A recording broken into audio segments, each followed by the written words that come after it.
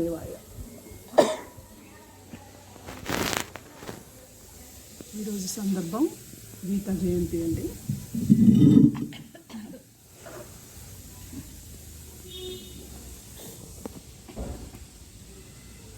అంటే పార్వతి ఆంటీ లాంటి పెద్దవాళ్ళు ఈరోజు చెప్తే బాగుంటుంది.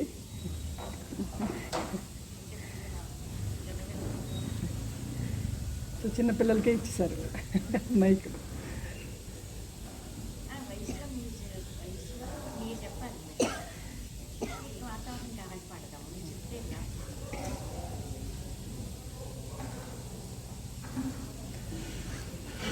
భగవద్గీత చెప్పిన రోజు అండి.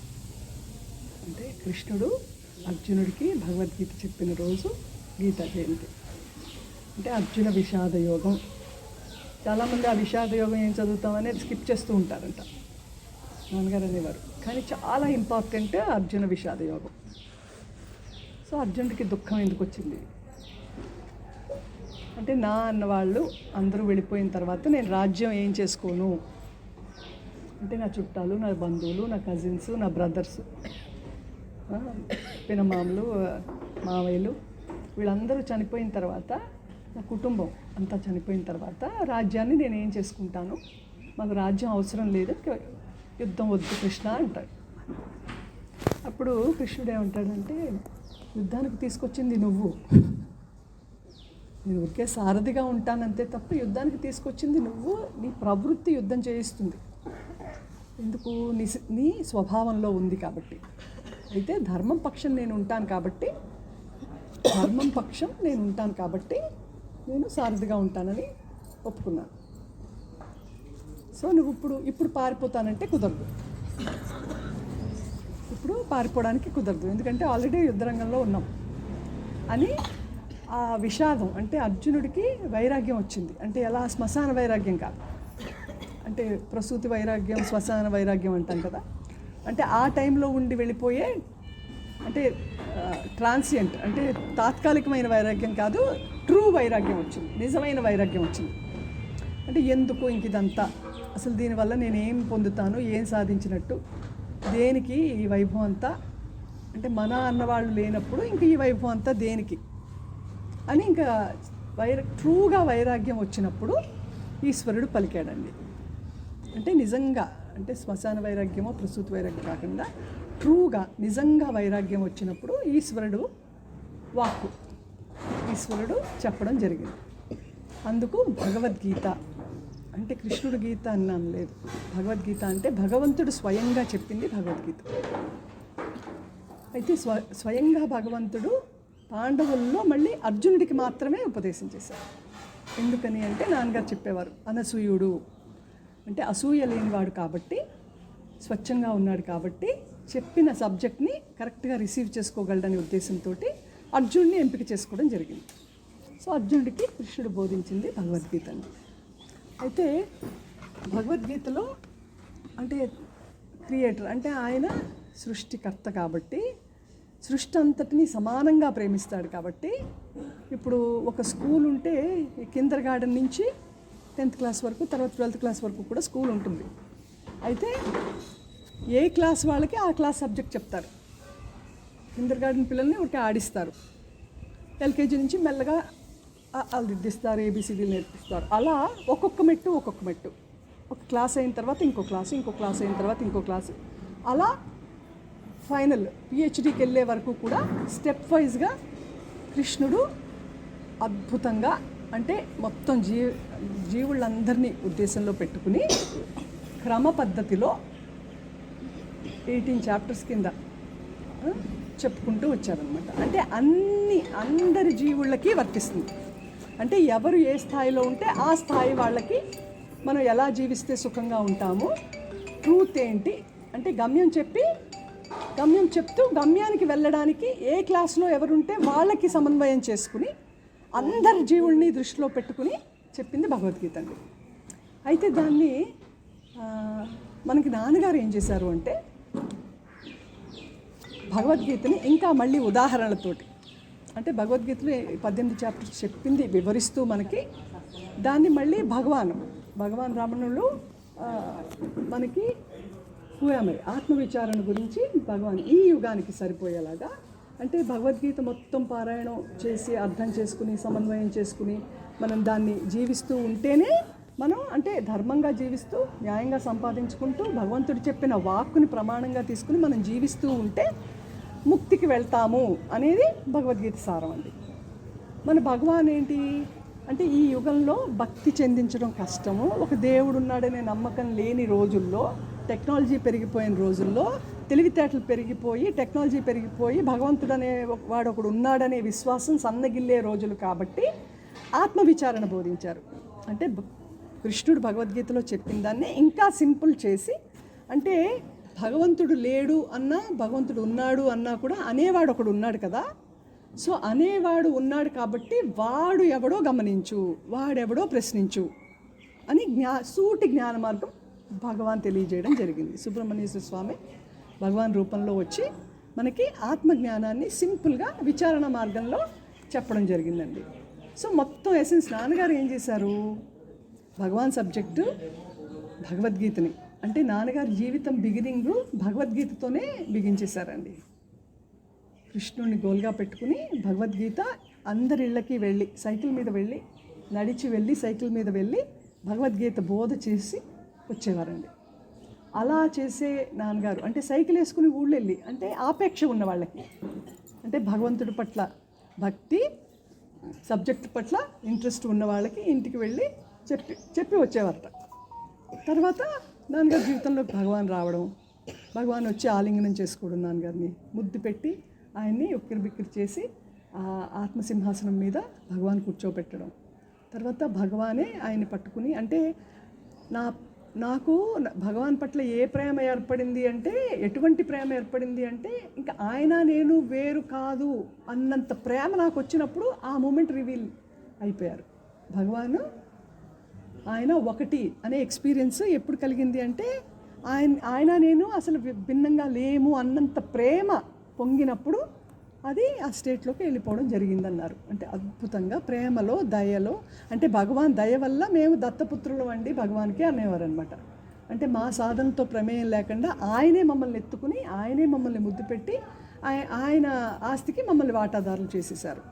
అందుకు నాన్నగారు ఏమనేవారు, భగవాన్ మమ్మల్ని అలా చేసేసారు కదా, మాకే శ్రమ లేదు కదా, మాకు కష్టం లేదు శ్రమ లేదు, సో ఇప్పుడు మీ అందరూ కూడా ఈ సాధన పేరు మీద కష్టపడి సాధనలు చేసి ఆ వస్తువుని పొందాలని అంత స్ట్రగుల్ వద్దు, అందరూ సంసారంలో ఉన్నారు, మీకు ఇంట్లో చాలా కష్టాలు ఉన్నాయి, వాళ్ళు పనులు చేసుకుంటున్నారు, ఇంట్లో తిప్పలు పడుతున్నారు, రకరకాల కష్టాలు ఫేస్ చేస్తున్నారు, మీరు అందరూ సాధన పేరు మీద మిమ్మల్ని కష్టపెట్టి మళ్ళీ ఇలా చేసుకోండి అలా చేసుకోండి అని చెప్పడానికి రాలేదు మేము. వివరంగా మీకు గనక భగవాన్ సబ్జెక్టు సమన్వయంగా గనక మీకు అర్థమైతే, ఆ చెప్పిన సబ్జెక్ట్ని కనుక మీరు ప్రాపర్గా అండర్స్టాండింగ్ చేసుకుంటే, అండర్స్టాండింగ్లోనే మీ లోపలున్న ముళ్ళన్నీ తెగిపోయి అజ్ఞానం అహంకారం చేసే చేష్టలు మీకు అర్థమయ్యి దీని వివరం మీకు కరెక్ట్గా అర్థమైతే, అంటే ఎలా ఉంటే మీరు ముక్తి పొందుతారు అనేది చాలా వివరంగా చాలా స్పష్టంగా చంటి పిల్లలకి చెప్పినట్టుగా, అంటే మన మైండ్కి అర్థం కాదు కాబట్టి మన స్థాయికి ఆయన దిగి వచ్చి మనకు అర్థమయ్యేలా బోధించి, అంటే కేవలం బోధిస్తే మనం అది అందుకోలేము.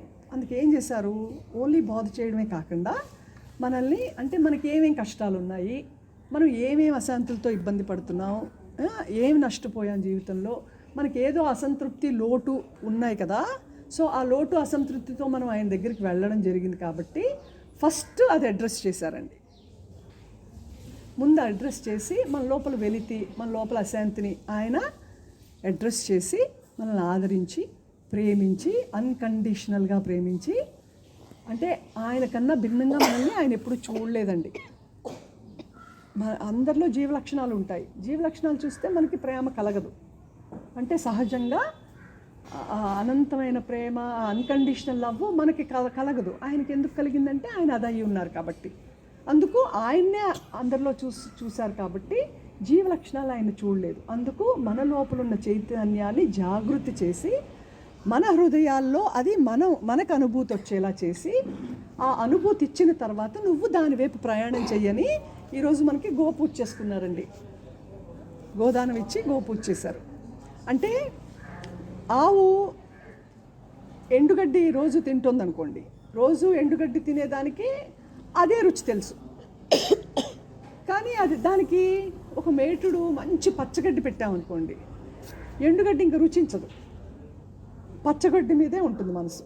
అలా పచ్చగడ్డి తినడానికి అలవాటు పడిన ఆవు దూడ అదే ఎండుగడ్డి ఎలా తినలేదో అలా ఈశ్వరుడి సబ్జెక్ట్ అంటే భగవంతుడు మనకి చెప్పిన సబ్జెక్ట్ని ఇష్టంగా ప్రేమగా బోధిస్తూ ఉంటే ఈ ప్రపంచమే నిజం అనుకుని, ఈ అట్రాక్షన్సే నిజం అనుకుని ఇటువైపు వెళ్ళిపోయే, అంటే ఇంద్రియాల ద్వారా బయటికి ప్రపంచం వైపు వెళ్ళిపోయే మనసుకి ఆత్మ తాలూకు రుచి చూపించి, ఆత్మ అంటే పరమాత్మ గురించి, లోపలున్న వైభవం గురించి చెప్పేసరికి ఏమవుతుంది, మనకు ఆకర్షణ అంతా ఇటున్న ఆకర్షణ ఇటువైపు రావడం మొదలు పెడుతుంది. అలా ఆయన ఉన్న స్టేట్ అది కాబట్టి, అంటే మనం మాట్లాడుకుంటే చిలక పలుకుల కింద ఉంటుంది, ఆయనకు అది అనుభవం కాబట్టి ఆయన ఈశ్వరుడి వైభవం. ఇందాక విష్ణు సహస్రనామాలు చదివారు, అదేంటి భగవంతుడి యొక్క వైభవం. సో భగవంతుడి యొక్క వైభవాన్ని, ఆత్మ యొక్క వైభవాన్ని ఆయన తెలియచేస్తూ, ఆయన చూపుతో, ఆయన మాటతో, ఆయన స్పర్శతో అది మనకు అనుభూతిలోకి వచ్చేలాగా చేస్తూ, మన కష్ట నష్టాలన్నీ ఆయన అడ్రస్ చేసి మనలో ఉన్న వెలితి తీసి, అప్పుడు మనల్ని కొంచెం అంటే బలహీనతల్లో నుంచి ఇవన్నీ తొలగించి మనల్ని పరిపక్వత చేస్తూ లోపలున్న వస్తువు మనం అందుకోవాలనే సబ్జెక్ట్ చెప్పుకుంటూ వచ్చారండి. దాన్ని ఎప్పుడూ కూడా భగవద్గీత బేస్గా తీసుకున్నారు. నాన్నగారు అదే అనేవారు, భగవద్గీతలో లేనిది ఏ మహాత్ముడు చెప్పింది లేదు. ఏదో అంశం నుంచి తీసుకుని చెప్పడమే తప్ప భగవద్గీతకు భిన్నంగా ఏ మహాత్ముడు సబ్జెక్ట్ చెప్పలేదు. ఎందుకంటే మొత్తం అక్కడే బేసే ఉంది. కృష్ణం వందే జగద్గురుం, కృష్ణుడు ఆది గురువు. తర్వాత దాన్ని బేస్ చేసుకుని గురువులందరూ వచ్చి చెప్పారు. సో పాలు పితికితే అర్జునుడు దూడైతే, భగవంతుడు ఆవైతే, ఆ పాలు ఫస్ట్ పొదుక్కాడు పాలు అర్జునుడు తాగాడు అంటారు. అది మనందరం తాగుతున్నాం ఇప్పుడు. అంటే ఆయన అంటే అర్జునుడు వంపు పెట్టుకుని మానవాళికి బోధించింది కాబట్టి అందరి జీవులకి కూడా ఆ ఆహారం రావడం జరిగింది భగవద్గీత రూపంలో. అయితే నాన్నగారు అంటే మన అదృష్టం ఏంటంటేనండి, మన గురువు ఏం చేశారంటే, భగవద్గీత అందరం చదువుకుంటాం, లేకపోతే భగవద్గీత వింటాము, చాలామంది గురువులు చెప్తూ ఉంటారు, బాగుంటుంది, దాని మీనింగ్ బాగుంటుంది, అధ్యయనం చేస్తే మనకు ఎంతో కొంత శాంతిగా ఉంటుంది, సంతృప్తిగా ఉంటుంది. కానీ మోక్షం పొందాలనే కాంక్ష ఒక గురువు మాత్రమే తీసుకురాగలరు. అంటే స్వతహాగా ట్రూత్ సీకర్స్ ఎవరన్నా ఉంటే బహుజన్మల కృషి వల్ల అంటే దానికోసం అన్వేషణ చేసి ఆ మార్గంలో ప్రయాణం చేసే వాళ్ళకి అది ఇండిపెండెంట్గా రావచ్చు. కానీ ఒక గురుముహత మనకి ఆత్మ గురించి బోధిస్తే అప్పుడు అంటే మనందరికీ కూడా నాన్నగారు మన జీవితంలోకి వచ్చే వరకు కూడా భగవంతుడు అంటే తిరుపతిలో వెంకటేశ్వర స్వామి, లేకపోతే అరుణాచలంలో కొండ, దేవుడు ఎక్కడో ఉన్నాడు, మనం మన ఇంట్లో ఉన్నాం, మన పనులు చూసుకుని మన కోరికల కోసం మనం దేవుడి దగ్గరికి వెళ్ళడం, దండం పెట్టుకోవడం, అదే భక్తి అనుకోవడం. మనం బాగుండాలి, మన కుటుంబం బాగుండాలి, మన పిల్లలు బాగుండాలి, మన ఉద్యోగం బాగుండాలి అంటే అంతా కూడా ఏంటంటే నేను బేసే. అంటే నేను, నా శరీరానికి సంబంధించిన చుట్టాలు, మన పిల్లలు, మనం అభివృద్ధిలోకి రావాలి, ఆరోగ్యంగా ఉండాలి, మన పిల్లలు అభివృద్ధిలోకి రావాలి, ఆరోగ్యంగా ఉండాలి. దీనికి మించి మనకేం తెలియదండి. మరి ఇందులో మళ్ళీ కష్టాలు నష్టాలు ఉంటాయి కాబట్టి దాంతో పడే తిప్పలతోటి నాన్నగారి దగ్గరికి రావడం జరిగింది 99% మంది. మరి ఆత్మవిద్య ఎలా బోధించడం? రామకృష్ణ పరమహంస దగ్గరికి అయితే 12 మంది గజేనుగులు లాంటి వాళ్ళు వచ్చారు. సో బోధ ఈజీగా అందుకుని వాళ్ళు తరించి మానవాళికి తరించేలాగా ఇప్పటికీ మరి మిషన్ ఉంది, రామకృష్ణ మట్టు ఉంది, మట్టు బోధిస్తూ ఉంటుంది, మిషన్ వర్క్ చేస్తూ ఉంటుంది, service to the poor. So 2 చేతులతో పనులు జరుగుతూ ఉంటాయి అన్నమాట, ఈశ్వరుడు 2 చేతులతో.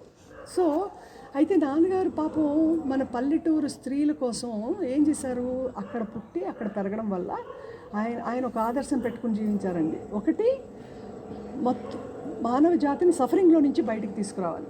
1 మెయిన్ నాన్నగారు ఉద్దేశము, ధ్యేయము కూడా సఫరింగ్లో నుంచి మానవాళిని బయటికి తీసుకురావాలి.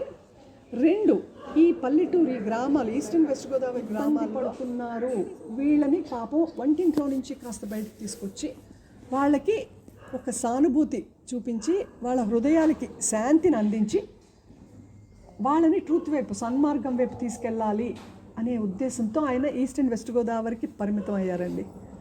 యాక్చువల్గా ఆయన మొత్తం అంటే ప్రపంచానికే పెద్ద గురువులా అవుదురు. మన భగవాన్ కూర్చుంటే ఎలా అయ్యారో అలా నాన్నగారు కూడా అవుదురు.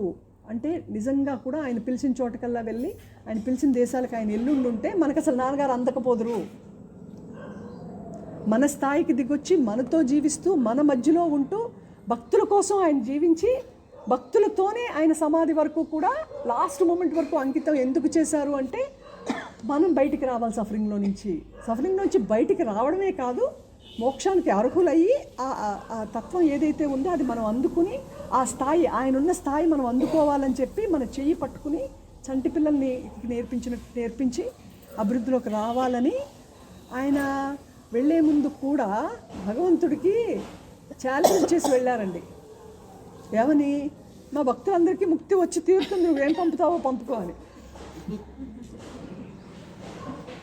ఎందుకంటే ఆయనకి అంత ప్రేమ అండి మన పట్ల, అంత ప్రేమ. నిజంగా ఇన్ని జీవలక్షణాలతోటి మనల్ని ఎవరు ప్రేమిస్తారు? ఇంట్లో వాళ్ళు ప్రేమించడమే కష్టం కదా, అలాంటిది అంత అన్కండిషనల్గా ఆయన ఎలా ప్రేమించగలిగారు అంటే అర్హులైన శిష్యులు వస్తే ప్రేమించడం సులభం. ఏమి అర్హత లేని మనల్ని ఎలా ప్రేమించారు అక్కడే తెలుస్తుందండి ఆయన ఔన్నత్యం. నిజంగా ఒక జ్ఞాని ట్రూత్ గురించి చెప్పి వదిలేస్తాడు, మన బాగోగులు ఆయనకి ఎందుకండి? ఇదంతా అసత్యం కదా, సత్యమైన వస్తువు ఆయన పొందేసి ఉన్నారు కదా, ఆయనకి భిన్నంగా రెండూ కనపట్టలేదు కదా, మరి మన గొడవ పాపం ఆయనకి ఎందుకండి? కృష్ణుడు చెప్పినట్టు భగవద్గీత చెప్పి మనల్ని వదిలేయచ్చు కదా, వదిలేస్తే మనం చిన్న భిన్నం అయిపోతాం. ఎందుకంటే మనకి అర్థమయ్యే స్థాయిలో మనం లేము. అందుకు అక్కడి నుంచి దిగొచ్చారండి. ఈరోజు ఎందుకు చెప్పడం జరుగుతోంది అంటే, ఈరోజు మనకి 4 ముక్కలు అర్థమైనవి అంటే మన హృదయంలో భగవంతుడు ఉన్నాడు అనే సజీవమైన విశ్వాసం మనకి రప్పించారు అంటే నీకు అడ్డు ఎవరూ కాదు, నీకు బయట ఎవరూ అడ్డు ఆటంకము కాదు, నీకు నువ్వే అడ్డు, నీ మనసే నీకు అడ్డు అని మనకు తెలియచేశారు అంటే, ఏదో బయట ఉంది, ఏదో సాధనలు చేయాలి, ఏయో తపస్సులు చేస్తే తప్ప రాదు, హిమాలయాలు పారిపోయి సంసారం వదిలేసి ఎక్కడికో వెళ్ళిపోయి ఎన్నో సంవత్సరాలు తపస్సు చేస్తే తప్ప అది అర్థం కాదు, అది అందుకోలేము అనుకునే వాళ్ళకి అసలు నువ్వు ఎక్కడికి వెళ్ళక్కర్లేదురా, నువ్వు ఉన్న చోట ఉండి ఈ సబ్జెక్ట్ని కరెక్ట్గా నువ్వు అవగాహన చేసుకుని నువ్వు విడమర్చుకుని ఏది సత్యం, ఏది అసత్యం, ఏది నిత్యం, ఏది అనిత్యం, ఏది ట్రాన్సియంట్, ఏది పర్మనెంట్ అనేది నువ్వు గురుముఖత విని, ఇంకా నీకు హోంవర్క్ లేకుండా, నీకు ఇంటికి వెళ్ళాక హోంవర్క్ లేకుండా ఇక్కడికిక్కడే నీకు ముగింపు పడిపోవాలి, నువ్వు కూర్చున్నోడుకు నించోకుండా నీకు ఇప్పుడే వస్తుంది అని అది మన విప్పర్ మీటింగ్లోనే ఎప్పుడో వీరగంధం తెచ్చాము వీర్లు ఎవరన్నా ఉన్నారా అంటే జ్ఞానం అనే భాండాగారం మేము తెచ్చాము, ఇచ్చేయడానికి రెడీగా ఉన్నాం, పుచ్చుకోవడానికి అర్హులు ఎవరన్నా ఉన్నారా? అందుకేం చేశారు? భగవాన్ ఉన్న చోటు ఉండి ఈ క్షేత్రాన్ని విడిచిపెట్టి వెళ్ళలేదండి. వచ్చిన తర్వాత ఉన్న చోటు ఉండిపోయారు, సైలెంట్గా ఉన్నారు, అర్హత ఉండి వచ్చి అడిగిన వాళ్ళకి సమాధానం చెప్పారు. ఆయన silence is the best teacher అండి. Silence is the highest form of teaching. అయితే సైలెన్స్ అందుకోగలిగిన వాళ్ళకి, అందుకోలేని వాళ్ళకి ఎవరు అందిస్తారు? అందుకు భగవాన్ అరుణాచలేశ్వరుడు దయ భగవాన్గా వస్తే, అరుణాచలేశ్వరుడు భగవాన్ దయ నాన్నగారు రూపం ధరించి వచ్చిందండి. ఎందుకు? అరుణాచలేశ్వరుని అర్థం చేసుకోవడానికి భగవాన్ రావాల్సి వచ్చింది. లేకపోతే అది ఊరికే రాళ్ళకొండే కదా, ఆ కొండ ఎవరికి తెలుసు? అది పరమాత్మని ఎవరికి తెలుసు? అరుణాచలేశ్వరుడు భగవంతుడని, ఆయన 3 రూపాల్లో ఇక్కడ ఉన్నాడని, ఆ గిరి చుట్టూ ఆయన ప్రదక్షిణ చేసి, అంటే మొత్తం సమస్త క్రియేషను కూడా ఒక్క నేనని ఒంటి స్తంభం మేడ మీద నిలబడింది, ఈ నేను కానీ తీసేస్తే ఉన్నది చైతన్యమే అని చెప్పిన భగవాను ప్రదక్షిణ ఎందుకు చేశారు అంటే మన కోసం చేశారు. అక్షరమణమాలు ఎందుకు పాడారు అంటే మన కోసం పాడారు. పొందవలసింది పొందేసి మనల్ని పొందింప చేయడానికి ఎలా ప్రార్థన చేయాలో కూడా తెలియని మనకి ప్రార్థన నేర్పించి, ఏం చేయాలో ఏం చేస్తున్నామో తెలియని మనకి ఏం చేయాలి ఎలా చేయాలో నేర్పించి, అంటే భక్తి ఎలా చెందించాలి, జ్ఞాన మార్గం ఎలాగా మనం అర్థం చేసుకోవాలి అని మొత్తం మనకి, నేను అదే ఇందాక అన్నానండి, ఇప్పుడు మనకి సైన్స్ మ్యాథ్స్ చెప్తారు స్కూళ్ళల్లో టీచర్, మంచి టీచర్ అనుకోండి, మనకి వివరంగా అర్థమయ్యేలాగా సబ్జెక్ట్ బోధిస్తారు. వాళ్ళు బోధిస్తే ఇంటికి వెళ్ళి మళ్ళీ మనం చదువుకోక్కర్లేదు, ఎగ్జామ్ రాసేయగలం, అంత అద్భుతంగా టీచ్ చేయగలరు. అలాంటిది ఆత్మవిద్యని హోంవర్క్ లేకుండా టీచ్ చేసింది మన నాన్నగారండి. ఎందుకు? అదే టీచింగ్ ఎలా చేశారు? పోనీ ఏదో వారానికో రోజు రామకృష్ణ మఠంలో వారానికో రోజు క్లాస్ ఉంటుందండి, తెలుగులో రోజు, ఇంగ్లీష్లో రోజు, అలా ఏదో ఒక క్రమ పద్ధతిలో డిసిప్లిన్డ్గా ఒక క్లాస్ పెట్టి 1 గంట 2 గంటలో మాట్లాడి తర్వాత వదిలేయడం కాదు. అంటే గురువు చేసే పని, ఆచార్యుడు చేసే పని, అన్ని పనులు ఆయన చేశారండి. భగవాన్ అంటాడు కదా, ఒక అతను వచ్చి, అయ్యి బాబాయ్ మేము ఇవన్నీ మా వల్ల కాదు, నువ్వంటే ఏదో పొందేశావు, 14 ఏట పొందేశావు, నువ్వు డెత్ ఎక్స్పీరియన్స్తో పొందేశావు, నీకు సంసారం లేదు, పిల్లలు లేవు, మాకున్న కష్టాలు లేవు, నీకు ఉద్యోగం ఏమీ లేవు కదా, సో నీకే ఉందయ్యా, నువ్వు డెత్ ఎక్స్పీరియన్స్తో ఆత్మసాక్షాత్కారం పొందేసి శిఖరం మీద కూర్చుని ఉన్నావు. మా బోటి వాళ్ళకి అది అర్థమవుతుందా? మేము అది పొందగలమా? మా కష్టాలు, మా ఇబ్బందులు ఇవన్నీ ఎక్కడయ్యా, ఎలా అంటే మీ అన్నీ మా వల్ల కాదు, ఈ పంట ఏయో మేము పండించుకోలేము, పండించుకుని ఆ ధాన్యాలు తెచ్చుకుని వండుకుని మళ్ళీ ఆ కూరలు తెచ్చుకుని అన్నీ షాపింగ్లు చేసుకుని ఇవన్నీ తెచ్చుకుని వండుకుని వంట అంతా చేసుకుని తిని ఇదంతా మా వల్ల కాదు, నువ్వు ఏదన్నా చేయగలిగితే చెయ్యి, మమ్మల్ని చేయమని చెప్పకు, మేమేం చేయలేము, మా వల్ల కాదు, మేము అంత అర్హులు కాదు, మాకు అంత శక్తి లేదు అంటే అప్పుడు భగవాన్ ప్రేమతో దయతో అన్నమాట ఏంటంటేనండి, మీరు ఏం చేయొద్దు, పంట నేనే పండిస్తాను, భోజనము నేనే తయారు చేస్తాను, కూరలు నేనే తెస్తాను, కూర నేనే వండుతాను, అన్నీ నేనే చేస్తాను, మీకు ఆకేసి వడ్డించడం కూడా నేను చేస్తాను. అదే కాదు, ఇంక నేను నిస్సహాయం నువ్వు అంటున్నావు కదా, ముద్దలు కలిపి నోట్లో తినిపించడం కూడా నేనే చేస్తాను, మింగడం అనే ఒక్క పని నువ్వు చెయ్యన్నారంటండి. మింగడం అనే ఒక్క పని మీరు చెయ్యండి, అంతా నేనే చేసేస్తాను. అలా నాన్నగారు అంతా ఆయనే చేసేసారు, అంతా ఆయనే చేసి మీ హృదయ స్థానం దగ్గర మీరు ఉండండి, హృదయ స్థానాన్ని విడిచిపెట్టి రాకండి. హృదయ స్థానం చూపించాను, రుచి చూపించారు, అక్కడ తప్ప సృష్టిలో ఇంకెక్కడ ఏమీ లేదు అని తెలియజేశారు. అక్కడ ఉంటే నీకు ముగింపు పడిపోతుంది, ఈ జన్మ పరంపర నుంచి నీకు ముగింపు పడిపోతుంది, ఈ అజ్ఞానాన్ని తొలగించుకుంటే ఉన్నదే అది కదా అనే అండర్స్టాండింగ్ భక్తులందరికీ వచ్చేలా చేశారండి. ఈ అండర్స్టాండింగ్ భక్తులందరికీ వచ్చేలాగా నాన్నగారు చేసేసారు. అంటే పంట పండించారు, వంట వండారు, విస్తర వేశారు, వడ్డించారు. ఏం చెప్పారు? ముద్ద కూడా నోట్లో పెట్టారు. మింగడం అనే పని ఏంటి? ఈ అజ్ఞానం 5 ఇంద్రియాల ద్వారా బయటికి వెళ్ళిపోయి నొల్లుకుని వచ్చేస్తుంది, వచ్చేసే మనసుని వెనక్కి లాగి తీసుకొచ్చి సోర్స్ దగ్గర ఉండేలాగా. నాన్నగారి ప్రెజెన్స్లో ఏం జరిగేదండి మనకి? నాన్నగారి దగ్గర మనం అందరూ ఎందుకు అంత శాంతిగా ఆనందంగా ఉండేవాళ్ళం? ఆయన సమక్షంలో ఆయన విడిచిపెట్టలేకుండా ఎందుకు ఆయన కూడా ప్రయాణాలు చేసేసాము? ఒక్కరోజు కూడా ఒక్క మీటింగ్ కూడా వదలకుండా మొత్తం ఈస్ట్ అండ్ వెస్ట్ గోదావరి భక్తులందరూ ఎక్కడ మీటింగ్లు ఉన్నా బస్సులు ఎక్కి, లారీలు ఎక్కి, నడిచేసి ఎక్కువ ప్రయాణాలు ఉన్నా కూడా అంటే శ్రమ తెలియకుండా ఎందుకు నాన్నగారు చుట్టూ తిరిగినట్టు? ఏ శక్తి తీసుకెళ్ళింది మనల్ని? ఆయన ప్రేమ మనల్ని లాగి తీసుకెళ్ళిందండి. ఆయన ప్రేమ మనల్ని ఇళ్లలో ఉండనివ్వకుండా కృష్ణుడు గోపికల్ని ఎలా అయితే అట్రాక్ట్ చేసుకున్నారో అలా ఆయన శక్తి మనందరినీ అట్రాక్ట్ చేసుకుని ఆయన చుట్టూ ఉండేలాగా, ఆయన వైపు మనం వెళ్ళేలాగా, ఆయన సమక్షంలో మనం కూర్చునేలాగా, ఆయన బోధ మనం వినేలాగా చేసి మనకి శాంతిని, సుఖాన్ని, ఆనందాన్ని ఇచ్చిందండి. అయితే ఏంటి, సఫరింగ్లో నుంచి బయటకు వచ్చాం మనందరం. ఎందుకంటే ఎన్ని కష్టాలు వచ్చినా వచ్చినా నాన్నగారు ఏదో మన మంచి కోసమే పంపిస్తున్నారు, భగవంతుని పొందడానికి, మన కర్మ ఖర్చు అవడానికి, ప్రారంధంలో ఏయో కష్ట సుఖాలు వస్తూ ఉంటాయి, దాన్ని అన్నీ మీరు పట్టించుకోవద్దు, ఆ మనసు దృష్టి పెట్టుకోవద్దు, ఈ శరీర దృష్టి మనసుని పక్కన పెట్టండి. ఎందుకంటే చెప్పారు భగవాన్ ఆల్రెడీ, ఫస్ట్ నీ శ్వాస తీసుకున్నప్పటి నుంచి నీ శ్వాస విడిచిపెట్టే వరకు the body actions are predetermined అని చెప్పాడు భగవాను. తల్లికి చెప్పిన ఫస్ట్ ఉపదేశం ఏంటండి భగవాను? జరగవలసింది జరిగే తీరును, రానిది ఎవరు ఎంత ప్రయత్నము చేసినను జరుగదు అని అక్కడితో ముగింపు పెట్టలేదు. ఇది నిశ్చయం అన్నారండి. అంటే మళ్ళీ మనకి ఏమైనా డౌట్ ఉంటే డౌట్ పడకు, ఇది ట్రూత్. సో ఇప్పుడు మనకి ఇంకా ఆప్షన్ వదలలేదు. ఎందుకు? పుట్టినప్పటి నుంచి దేహం మరణించే వరకు ప్రారంధంలో నీకు చాయిస్ లేదని భగవాన్ చెప్పారు. మరి కృష్ణుడు చెప్పిన భగవద్గీత అంతా దేనికి వర్తిస్తుంది? మనకి చాయిస్ లేనప్పుడు, ప్రారంధం పుట్టిన కాడి నుంచి మరణించే వరకు శరీరానికి చాయిస్ లేనప్పుడు భగవద్గీత అంతా దేనికి వర్తిస్తుంది? నీ మనసుకి వర్తిస్తుంది. అంటే జీవుడు ఎలా ఉండాలి, బ్రహ్మైక్యం చెందాలి అంటే జీవుడు ఎలా ఉండాలి, ఎలా సంస్కరించుకోవాలి. సో ఈ ప్రారంధం అనేది ఎలాగో వచ్చేసింది. నువ్వు భవిష్యత్తు అంటే మళ్ళీ పునాది వేరే, నీ కర్మ నువ్వు తెచ్చుకున్నది గోడౌనంతుంటే, అంటే సంచితము, ఆగామి, ప్రారంధం, ఈ 3 చెప్తారు కదండి. సంచితము, ప్రారంధము, ఆగామి.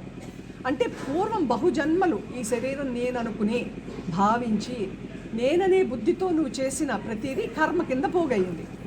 ఆ కర్మ కింద పోగయిందంతా ఒక గోడౌన్ కింద ఉందంటండి. అందులో 1, 2 సంచులు తెచ్చుకుని దాని నుంచి మనం తీసుకుని వండుకుని ఖర్చు పెట్టుకుంటాం కదా, అది ఈ ప్రారంధం అంటండి. మళ్ళీ ఈ ప్రారంధాన్ని బేస్ చేసుకుని మళ్ళీ భవిష్యత్తు మళ్ళీ పంట వేసుకుంటూ ఉంటామంటండి. అంటే ఇంకా కర్మ, అంటే నేననే భావంతో నువ్వు చేసే ప్రతి పని నీకు కర్మగా మారుతుంది, నీకు వాసనగా మారుతుంది, నీకు హ్యాబిట్గా మారుతుంది. ఈ హ్యాబిట్ నువ్వు పెంచుకుంటూ వెళ్ళిపోతూ ఉంటావు. అందుకు కృష్ణుడు చెప్పిన భగవద్గీతలో అంటే అన్ని మార్గాలు చెప్పారండి. భక్తి మార్గం చెప్పారు, ధ్యాన మార్గం చెప్పారు, యోగ మార్గం చెప్పారు, కర్మ మార్గం చెప్పారు. అందులో కూడా మళ్ళీ విభజించి మన అంటే ఎవరికి ఏ ఫుడ్ అవసరమో ఆ ఫుడ్ ఇచ్చారండి. సో నాన్నగారు దాన్ని ఇంకా అంటే మన భౌతిక ఉదాహరణలు, ఇంట్లో మనకి జరిగే సంఘటనలతో సహా ఉదాహరణలుగా చెప్పి మన మనసుకు అర్థమయ్యేలాగా చిన్న చిన్న అంటే ఎల్కేజీ నుంచి పెద్ద అయ్యే వరకు నువ్వు ఫౌండేషన్ ఎలా ఉండాలి, నువ్వు ఎలా ప్రవర్తించాలి, నువ్వు ఎలా మాట్లాడాలి, నువ్వు త్రికరణ శుద్ధితో ఎలా ఉండాలి, నీ లోపల బయట వేరుగా ఉండకూడదు, నీ ఆధ్యాత్మిక జీవితం వేరు, నీ భౌతిక జీవితం వేరు కాదు, ఇది వేరు అది వేరు అనుకుని ఇది వదిలేస్తే అది పొందుతావని నువ్వు అనుకోకు. ఇక్కడ నువ్వు కరెక్ట్గా జీవించే విధానం, నువ్వు కరెక్ట్గా జీవిస్తూ ఉంటే నీ మార్గం క్లియర్ అవుతుంది. నువ్వు అక్కడికి వెళ్తావు ఈజీగా, సునాయాసంగా, కష్టం లేకుండా, హోంవర్క్ అవసరం లేకుండా. సో ఇప్పుడు నాన్నగారు ఏం చెప్పారు? భగవాన్ది దీన్ని సమన్వయం చేసి అసలు ఉన్నదే ఈశ్వరుడు. ఈరోజు యోగిరామ్ సూరత్ కుమార్ గారి జయంతి కూడానండి, December 1. ఆయన భగవాన్ భక్తులు, రాముడి భక్తులు. రామనామంతో తరించేశారు ఆయన, కేవలం రామనామంతో తరించేశారు ఆయన. అయితే ఆయన కొటేషన్ ఉంటుందండి ఆశ్రమం ఎంటర్ అవ్వగానే, God alone exists, nothing else, nobody else. ఉన్నది భగవంతుడు మాత్రమే, ఇంకెవరూ లేదు, ఎవరు కాదు. గాడ్ అలోన్ ఎగ్జిస్ట్స్, ఉన్నది భగవంతుడు మాత్రమే, నథింగ్ ఎల్స్, నోబడీ ఎల్స్, ఇంకెవరూ కాదు, ఇంకేమీ కాదు, ఉన్నది భగవంతుడే. భగవాన్ కూడా చెప్పింది అదే, గురువులందరూ చెప్పింది అదే, కృష్ణుడు చెప్పింది అదే. అంటే భగవంతుడు చెప్పిందే గురువులు చెప్పారు. సో ఉన్నదే చైతన్యం అయినప్పుడు ఈ జంజాటం అంతా దేనికి? అప్పుడు దానికి ఏం చెప్పారంటే, సబ్జెక్ట్ ప్రాపర్గా అర్థం చేసుకోండి అని, 8 to 10 గంటలు పర్ డే. అంటే మన చెవులు చిల్లులు పడేలాగా బోధించి రోజుకి 6 to 8 గంటల బోధ దేనికండి? అంటే అంటే రుద్దగా నీ బ్రెయిన్కి ఎక్కి అది నీకు డైజెస్ట్ అయ్యి, అంటే తిన్న ఆహారం ఫుడ్ పెట్టి అది డైజెస్ట్ చేయించి, అంటే మళ్ళీ ఇప్పుడు చంటి పిల్లలకి ఏదో అమ్ముళ్ళు ఈ సెర్లాక్ ఇలాంటివి పెడతారు కదా, వాళ్ళకి బిర్యానీ పెడితే అరగదు. అందుకు నీ మనసుకు నీకు తగ్గట్టు ఏ ఫుడ్ పెడితే నువ్వు అది తిని నువ్వు బలం అవ్వగలవో ఆ ఫుడ్, ఎవరికి ఏది కరెక్టో అది పెడుతూ, ఎవరికి ఏది అవసరమైతే అది పెడుతూ పుష్టిగా చేయడానికి ఆయన కృషి చేశారండి. అందుకు నిరంతరం శ్రమ పడవలసి వచ్చింది. అంటే ఒక్కరిని కూడా బాబాయ్ వీళ్ళకి అర్థం కాదు ఎందుకు అని వదిలేయడానికి లేదు, వదలలేదు. అంటే తల్లి అంటే కనిన జనని కన్నా ఘనధయాదాయక ఇదియా అనుగ్రహం అరుణాచల. కన్న తల్లికి పిల్ల పట్ల చాలా ప్రేమ ఉంటుంది. ఇందాక రమణాశ్రమంలో ఆర్తి పూజ జరుగుతూ ఉంటే పక్కన ఒక ఫారినర్ కూర్చుని ఉందండి, ఎదురుకుండా చిన్న పిల్ల, దానికి ఒక 1.5 2 years ఉంటాయేమో. అది ఒక చిన్న బొమ్మను తెచ్చుకుంది. వాళ్ళ అమ్మేమో పాపం ఫోకస్డ్గా భగవాన్ వైపు చూస్తున్నారు. ఆ పిల్ల ఆడుకుంటా ఆ బొమ్మకు తినిపించమంటుంది. సో భగవాన్ని చూస్తా అంటే ఇలాగా ఏమీ లేదు, ఊరికి ఇలా కలిపేసి ఇలా ముద్దలు పెడుతుంది అనమాట. అంటే పెట్టమంటుంది పిల్ల బొమ్మకి. ఆ బొమ్మకి పెడతా భగవాన్ వైపు చూస్తే బొమ్మకి పెడుతుంది. ఎందుకంటే పిల్లని ఆడించాలి, పిల్లాడించే బొమ్మకి ఫుడ్ పెట్టాలన్నమాట. అంటే అది ఎక్కడ జరుగుతుంది? రమణాశ్రమంలో జరుగుతుంది. అంటే యాక్చువల్గా మనకి చూసే పర్స్పెక్టివ్ ఉండాలి, కానీ ప్రతిదీ అద్భుతమేనండి. మనం ఏమనుకుంటాం, అక్కడ చూసేస్తున్నాం, సమాధి ఆర్తి అయిపోతుంది, దండం పెట్టుకుంటున్నాం. మన చుట్టూ జరిగేది అబ్జర్వ్ చేస్తూ ఉంటే ప్రతిదీ భగవంతుడే. భగవంతుడు అంటే అంతటా ఉన్నది ఆయనే. మనం లోపల బయట అని ఎందుకు అనుకుంటున్నాం? దేహం బేస్డ్గా అనుకుంటున్నాం. నువ్వు దేహంలో ఉన్నాను అనుకుంటున్నావా, బయట ఉన్నాను అనుకుంటున్నావా? ఇప్పుడు నువ్వు ఎక్కడున్నావు అని ప్రశ్న వేస్తే మనం ఎక్కడున్నావు? లోపల ఉన్నావా, బయట ఉన్నావా? మనసు ఎక్కడుంది? మన మనసు ఎక్కడి నుంచి వస్తుంది, ఎక్కడుంది? మనసు ఎక్కడుందండి? లోపల కదా. లోపల ఉందా, బయట ఉందా?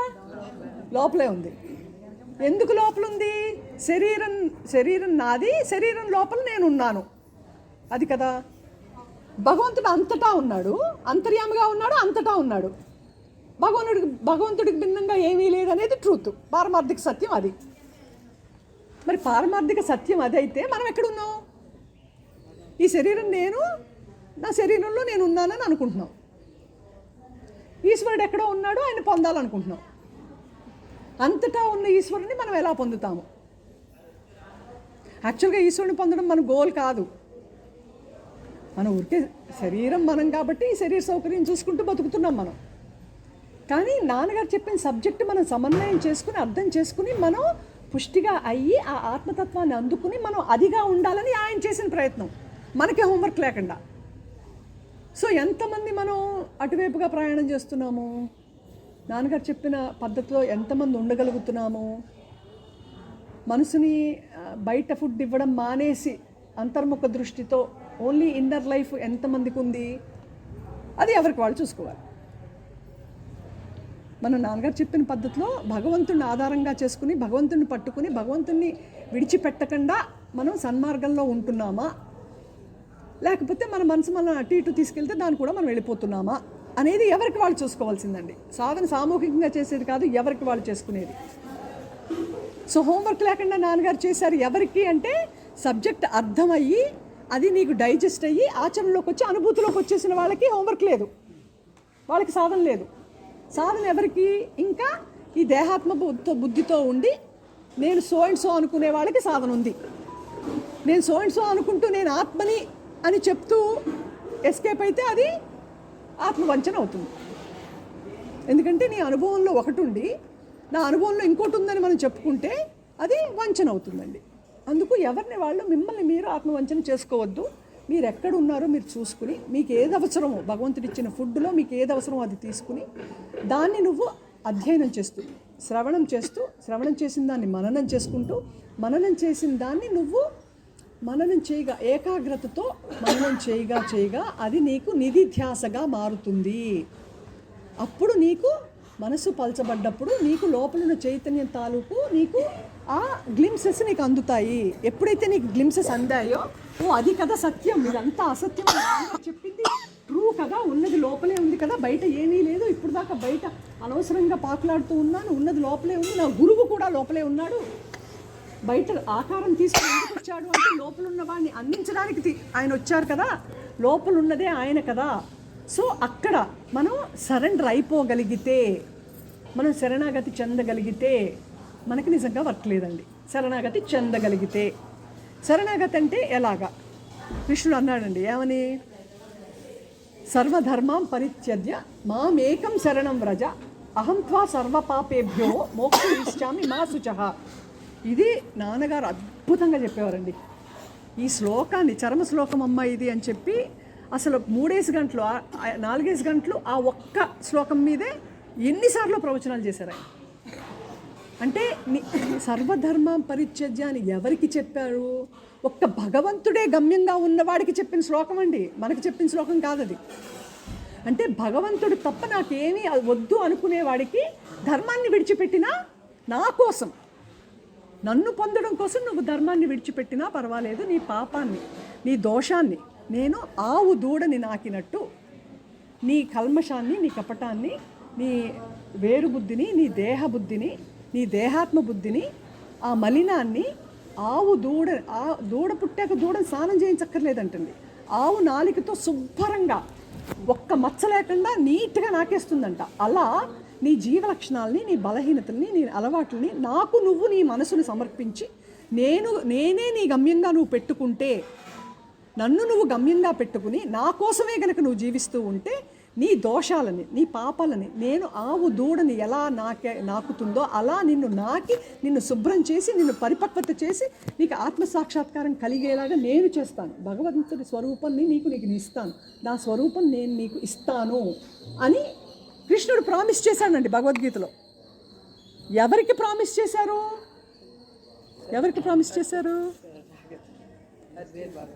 సరెండర్ అయిన వాళ్ళకి. అంటే ఆశింపు లేకుండా ఈశ్వరుడే సర్వస్వము, ఆయన తప్ప భిన్నంగా ఏమీ లేదు, ఆయన తప్ప నాకేమీ వద్దు అని సంపూర్ణ శరణాగతి ఎవరైతే చెందుతారో వాళ్ళకి. అలాగే అక్షరమణమాల్లో అంటారు కదండి, అరుణాచలమనుచు స్మరించు వారల అహము నిర్మూలింపు అరుణాచల.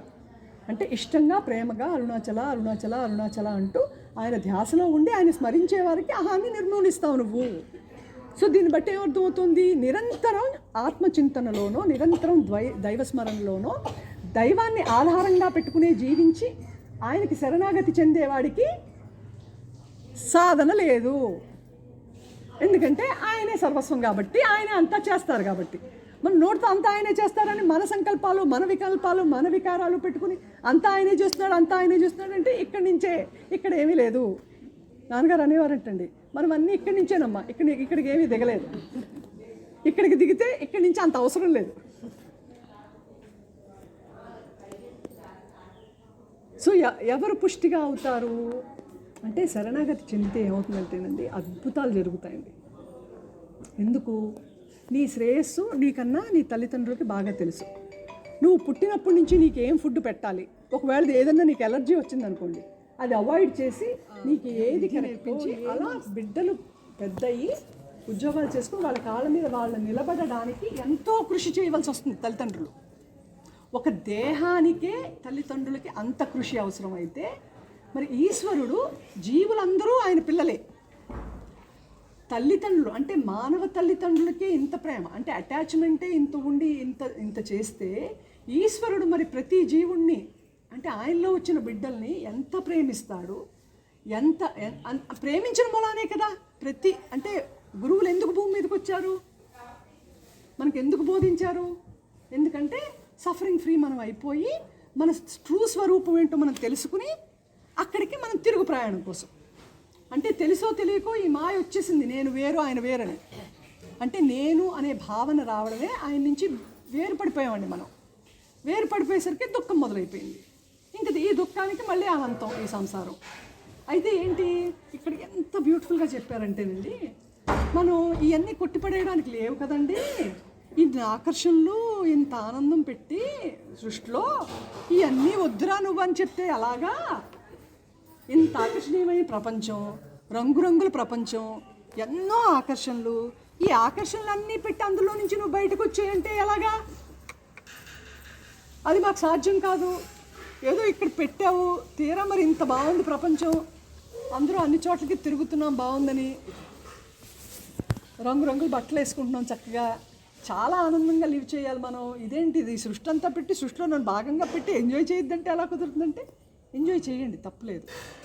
కానీ ఇక్కడ అర్థం చేసుకోమన్నారండి.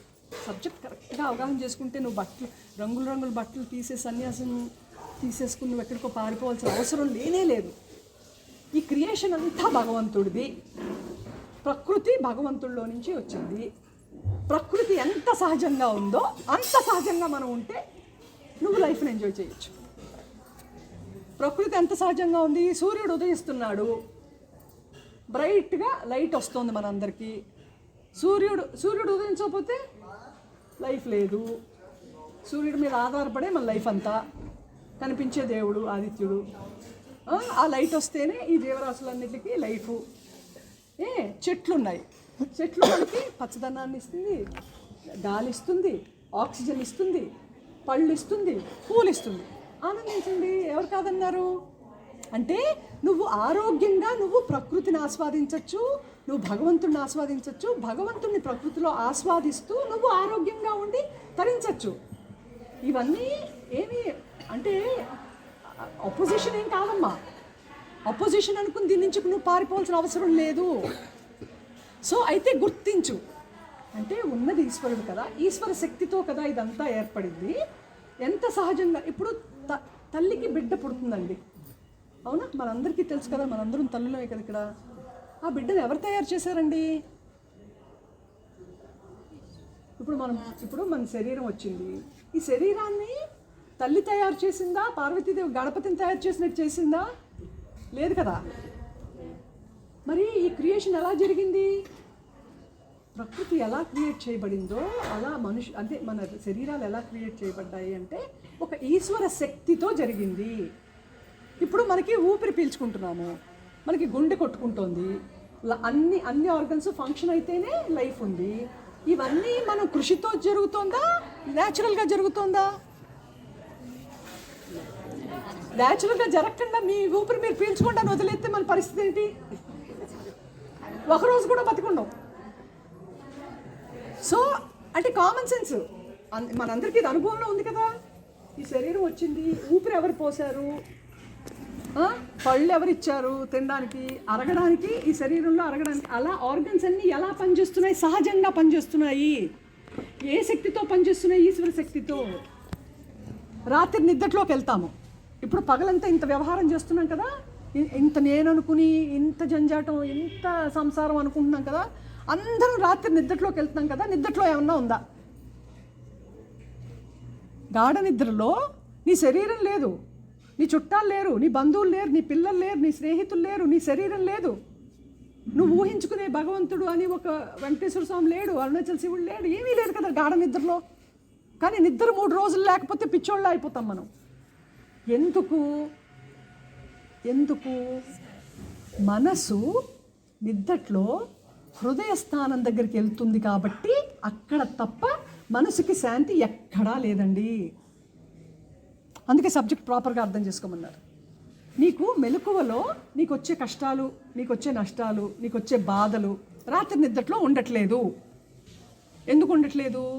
మనసు స్వస్థానానికి వెళ్ళిపోతుంది కాబట్టి ఉండట్లేదు. మనసు స్వస్థానం హృదయము, ఇక్కడే భగవంతుడు ఉన్నాడు. నీ మనసు హృదయంలో ఉన్న భగవంతుడి దగ్గరికి వెళ్తేనే శాంతి. ఇప్పుడు మనం తిరుపతి వెళ్తాము, ఓ రష్లో తొక్కేస్తూ ఉంటారు, దేవుడు కనపడ్డు, ఈడ మీద చిరాకులు వచ్చేస్తూ ఉంటాయి. మళ్ళీ వీఐపీలు వెళ్ళారనుకోండి మనకన్నా ముందు, మళ్ళీ ఈడకు స్పెషాలిటీ నీకు, మళ్ళీ దేవుడి మీద కోపం వచ్చేస్తూ ఉంటుంది. మేమేమో కింద నుంచి మెట్లెక్కి ఏదో గోవిందా గోవిందా గోవిందా అంటే మేము వస్తే వాళ్ళు శుభ్రంగా వీఐపీ గెస్ట్ హౌస్లో ఉండి ఆ టైంకి పంచుకట్టుకుని వచ్చి దండం పెట్టుకుని వెళ్ళిపోతారా? అంటే దేవుడిని కూడా మనం స్పేర్ చేయమండి. దేవుడు కూడా ఆయన మీద కూడా కోపతాపాలు వచ్చేస్తాయి, దెబ్బలాడుతూ ఉంటాం ఆయనతో. అంటే కరెక్ట్గా అర్థం చేసుకుంటే ఎంత ప్రేమతో ఈ క్రియేషన్ చేశారు, ఎంత ప్రేమతో ఈ క్రియేషన్ వచ్చింది. ఈ క్రియేషన్ ఆయనలో జరుగుతోంది. సముద్రంలో అలొచ్చినట్టుగా చైతన్యంలో నుంచే ఈ క్రియేషన్ వచ్చింది కాబట్టి మళ్ళీ చైతన్యంలోకి వెళ్ళిపోతుంది. మనకి పని లేదు, ఏదో నీటి బిందువులు వచ్చినాయి వెళ్ళిపోతున్నాయి, అలాగే శరీరాలు వస్తున్నాయి వెళ్ళిపోతున్నాయి. నీకేంటి గోల? నీ జంజాటం ఏంటి? శరీరాలు వస్తాయి, శరీరాలు వెళ్ళిపోతాయి, నీకు సంబంధం ఏంటి? ఈ మనసు చేసే గొడవండి. అంటే నేననే భావన ఎప్పుడైతే వచ్చిందో దానికే శరీరం. ఆ శరీరం అంటూ వచ్చాక పోనీ ముక్తి పొందుతాను, నన్ను ఈ జన్మకి బుద్ధి వచ్చింది, నాకు ఏయో నొల్లుకున్నాను తెలియక, ఈ జన్మలో నేను తరించి వచ్చేస్తాను, నాకు మంచి అవకాశం ఇవ్వంటే మంచి అవకాశం ఇస్తాడంటండి. అంటే మంచి కుటుంబంలో పుట్టి చక్కగా నువ్వు భక్తున్న పేరెంట్స్కి పుట్టి కొంచెం క్రమశిక్షణగా పెంచి నిన్ను చక్కగా, అంటే ఇలాంటి గురువులు వచ్చి మనకి బోధించి ఇంక సరిపోతుంది, ఇది చెప్పి వచ్చావు నువ్వు, నీకు అవకాశం ఇచ్చాను, ఆపర్చునిటీ ఇచ్చాను, అన్ని వస్తువులు ఇచ్చాను, వడ్డించిన విస్తృత జీవితం చేశాను, వచ్చేయండి అని చెబితే ఇంకా ఏదో ఉందని నొలుకుంటూ ఉంటామంటుంది. అంటే అజ్ఞానం అట్టిది, అహంకారం అజ్ఞానం అట్టిది. అందుకు ఈ మాయలో నుంచి, నా మాయలోంచి ఎవరు బయటికి రాలేదు. పోనీ ఇది మాయ ఏమన్నా భగవంతుడికి భిన్నంగా ఉందా? లేదు, అది ఆయనలోనే ఉంది. ఆయనలో ఏ రూపంలో ఉంది? నేననే భావనలో ఉంది, అంటే సెపరేషన్లో ఉంది. అంటే ఆయనకి భిన్నంగా నేను ఉన్నాను అని ఏదైతే తలెత్తి వచ్చిందో అదే అజ్ఞానము, అదే అహంకారము. దాని నుంచి విడుదలైతే ఉన్నదే ఆయనని మనకి అనుభూతి వస్తుందండి, ఆ ఎక్స్పీరియన్స్ వచ్చేస్తుంది. అప్పటి వరకు చిన్న కృషి చేయమన్నారు. ఎందుకు? నేను ఉన్నానని తిప్పలు పడుతున్నాను కాబట్టి. అది వివరంగా అర్థం చేసుకోమన్నారు. సృష్టి అంత సహజంగా నడుస్తోంది, సూర్యచంద్రులు అంత సహజంగా ఉన్నారు, చెట్టు సహజంగా నీడనిస్తోంది, సహజంగా పళ్ళనిస్తోంది, కూరగాయలు సహజంగా పండుతున్నాయి. అవేమన్నా నేను ఇస్తున్నాను అని అనుకుంటున్నాయండి? వాటికి ఏమన్నా కర్తృత్వం ఉందా? సూర్యుడికి కర్తృత్వం ఉందా? సూర్యుడు ఏమన్నా అలిగి మనకేమన్నా కనిపించకూడదని అనుకుంటాడా ఎప్పుడన్నా? అనుకోడు కదా. సో అంత బ్యూటిఫుల్గా క్రియేషన్ నడుస్తోంది. ఇది నువ్వు గుర్తించు. రోజు పొద్దున్న కాఫీ తాగుతాం, మెకానికల్గా తాగేస్తాం, అంటే ఎక్కడికో పరిగెత్తేయాలి. ఈ కాఫీ టేస్ట్ నీకు ఎక్కడి నుంచి వచ్చింది? ఈ అన్ని రుచులు ఎక్కడి నుంచి వచ్చినాయి అంటే ఒక శక్తి నుంచి క్రియేట్ అయ్యింది. ఆ రుచి ఎవరు చూస్తుంది? నాలిక ద్వారా మనసు. సో నీ మనసుకి ఇంత ఆహ్లాదం ఉంది, ఇంత క్రియేషన్ ఉంది, నువ్వు ఎంజాయ్ చెయ్యొచ్చు ఈశ్వరుడిది అనుకుని. ఈశ్వరునికి సమర్పణ భావంతో నువ్వు ఉంటూ నీ లైఫ్ జాయ్ఫుల్గా లీవ్ చేయమని చెప్పారండి ఆయన. ఏడవకురా, వస్తారు వెళ్ళిపోతారు, నువ్వు హాయిగా ఉండు. నాలోంచి తుంపర కింద వచ్చావు, మళ్ళీ నాలోకి వచ్చేస్తావు. నా తుంపర్లా నువ్వు జీవించు, నువ్వు ఆనందంగా జీవించు, ఏడుస్తూ అక్కర్లేదు. ఏముంది నీది నాది? అంతా ఆయనదే, ఈ శరీరము ఆయనదే. మరి నేను చూస్తాను నేను నాది ఎక్కడి నుంచి వచ్చినాయండి? అంతా ఈశ్వరుడే, సృష్టి ఈశ్వరుడే, శరీరం తయారు ఈశ్వరుడే, ఊపిరిచ్చింది ఈశ్వరుడే. ఆయన శక్తితోనే నీ లోపల ఆ శరీరం పనిచేస్తోంది. నువ్వు మెలకు ఎవరు తీసుకొస్తున్నారండి? అసలు నిద్రలోకి వెళ్తున్నాము, ఏ టైం నిద్రలో వెళ్తున్నామో మనకు తెలియదు, మెలకు ఎప్పుడు వస్తుందో మనకు తెలియదు, ఏమీ తెలియదు మనకు. అన్నీ తెలుసని ఏంటేంటో డిస్కషన్స్, ఆర్గ్యుమెంట్స్ పెట్టేసుకుంటూ ఉంటామండి. నాకు తెలుసు, వాళ్ళకి తెలియదు. ఏం తెలుసు అసలు? అది ఈడో పెద్ద అబద్ధం అని ఆయన చెప్తూ ఉంటే ఎవరు గొప్ప ఎవరు తక్కువ? ఉన్నది ఉంటే జ్ఞానము, లేకపోతే అజ్ఞానము. నీ అజ్ఞానాన్ని నువ్వు విడిచిపెడితే ఉన్నదే జ్ఞానము. ఈ విడిచిపెట్టే పని చెయ్యి. మనం ఏంటంటే పోగు చేసుకునే పని మనకు అలవాటైపోయి విడిచిపెట్టడం జాతకట్లేదు. ఒక వాచ్ పోయిందంటేనే మనకు కష్టం, శరీరం పోవడం పక్కన పెట్టింది. నా వాచ్ ఒక కాస్ట్లీ వాచ్ కొనుక్కున్నాను అనుకోండి, ఎక్కడన్నా అది పోయిందంటే మనసు అంతా దాని మీద ఉంటుంది. అంటే మనకేంటంటే అన్నీ పట్టుకోవడం అలవాటు అయిపోయిందండి. ఈ మనసుకి ఏంటంటే దెయ్యం లాంటిది. దెయ్యమే కదా, మనిషి చనిపోతే మనసు ఏమవుతుంది? దెయ్యమే అవుతుంది. అంటే భగవంతుడి వైపు ప్రయాణం చేస్తే అవ్వదు, కానీ లేకపోతే దెయ్యమే అవుతుందండి. భగవంతుడి వైపు ప్రయాణం చేస్తే నీకు ఈ హరిషడ్ వర్గాల నుంచి నువ్వు విడుదలైతే, నువ్వు పవిత్రమైతే, అప్పుడు శరీరం పోయినా నువ్వు దెయ్యం అవ్వవు, ఆయనలో ఉంటావు. అప్పుడు నిజంగా కనుక నువ్వు పరిపక్వతకు వస్తే, ఒకవేళ పరిపక్వతకు వచ్చి నీకు ఆత్మసాక్షాత్కారం కలగకుండా బాడీ కనుక డ్రాప్ అయిపోతే, మళ్ళీ ఎక్కడ పెడితే నువ్వు బాగుపడతావో, ఎక్కడ పెడితే నీకు అంటే నీకు ఆత్మవైపు నువ్వు వెళ్ళగలుగుతావో, నువ్వు ప్రయాణం చేయగలుగుతావు, అటువంటి పరిస్థితులు చూసి నిన్ను అక్కడ పెట్టి నేను ఉద్ధరిస్తానని చెప్పారు ఆయన. అందుకు నువ్వు చేయవలసిన ఒక్కడుగు వేయడం అనేది నువ్వు చెయ్యి. 10 అడుగులు నేనే వచ్చేస్తాను. ఆ ఒక్కడుగు ఏంటి అంటే, ఉన్నది ఆయన శక్తితోనే సమస్తం నడుస్తోంది, ఆయన శక్తితోనే సర్వస్వం జరుగుతోంది. ఈ ప్రారంధం ప్రకారం నడిపించేది కూడా ఆయనే, కర్త నేను కాదు. నేను కర్తని కాదు. కర్మని బట్టి దేహ ప్రారంధాన్ని అలా నడిపిస్తున్నాడు. ఇప్పుడు దాకా కర్తని నేను అనుకుని కర్మ పోగు చేసుకుని గోడవును సంచితం పెట్టుకుని కూర్చుని ఉన్నాను. ఇంకా ఇక్కడ నీకు చాయిస్ ఇచ్చాడు భగవంతుడు. నువ్వు దీంతో తాదాప్యం పొందడం వదిలేస్తే ఇంకా కర్మని పోగు చేసుకోవు. కర్తని నేను అనేది వదిలే. మనం బ్యాగులు మోస్తున్నాం కదా, ఈ బ్యాగుని పడేయమన్నారు. బ్యాగేజ్ మోస్తున్నావు కదా, ఇప్పుడు ఏదో బ్యాగేజ్ మోస్తున్నావు, అది పడేసి ఉన్నది ఈశ్వరుడు, ఆయనలో అంతా జరుగుతోంది. ఎవరి ప్రారంధం ప్రకారం వాళ్ళని ఆడిస్తున్నాడు. సినిమాలో పప్పెట్స్ ఆడించినట్టు ఆడిస్తున్నాడు. ఒకసారి అంటే ఉదాహరణ చెప్తానండి. చాలా యాంగ్జైటీ వచ్చేసి ఇంకా గుండెపోటు కింద వచ్చేసి రాత్రి నిద్ర పట్టకుండా ఊపిరి ఆగిపోతుందేమో అన్నంత శ్వాస అందేది కాదు. చెమటలు పట్టి అరెస్ట్ వస్తే, కార్డియాక్ అరెస్ట్ వస్తే ఎలా ఉంటుందో అలా సిమ్టమ్స్ వచ్చేసి మెడికల్గా ఏమీ లేదు, కానీ ఈ ప్రాబ్లం పోవట్లేదు. సో మరణం వచ్చేస్తుందేమో అనే భావన వచ్చింది. సరే మరణం వచ్చేసింది. మరి చంటి పిల్లోడు ఉన్నాడు, మమకారం లాగేస్తుంది.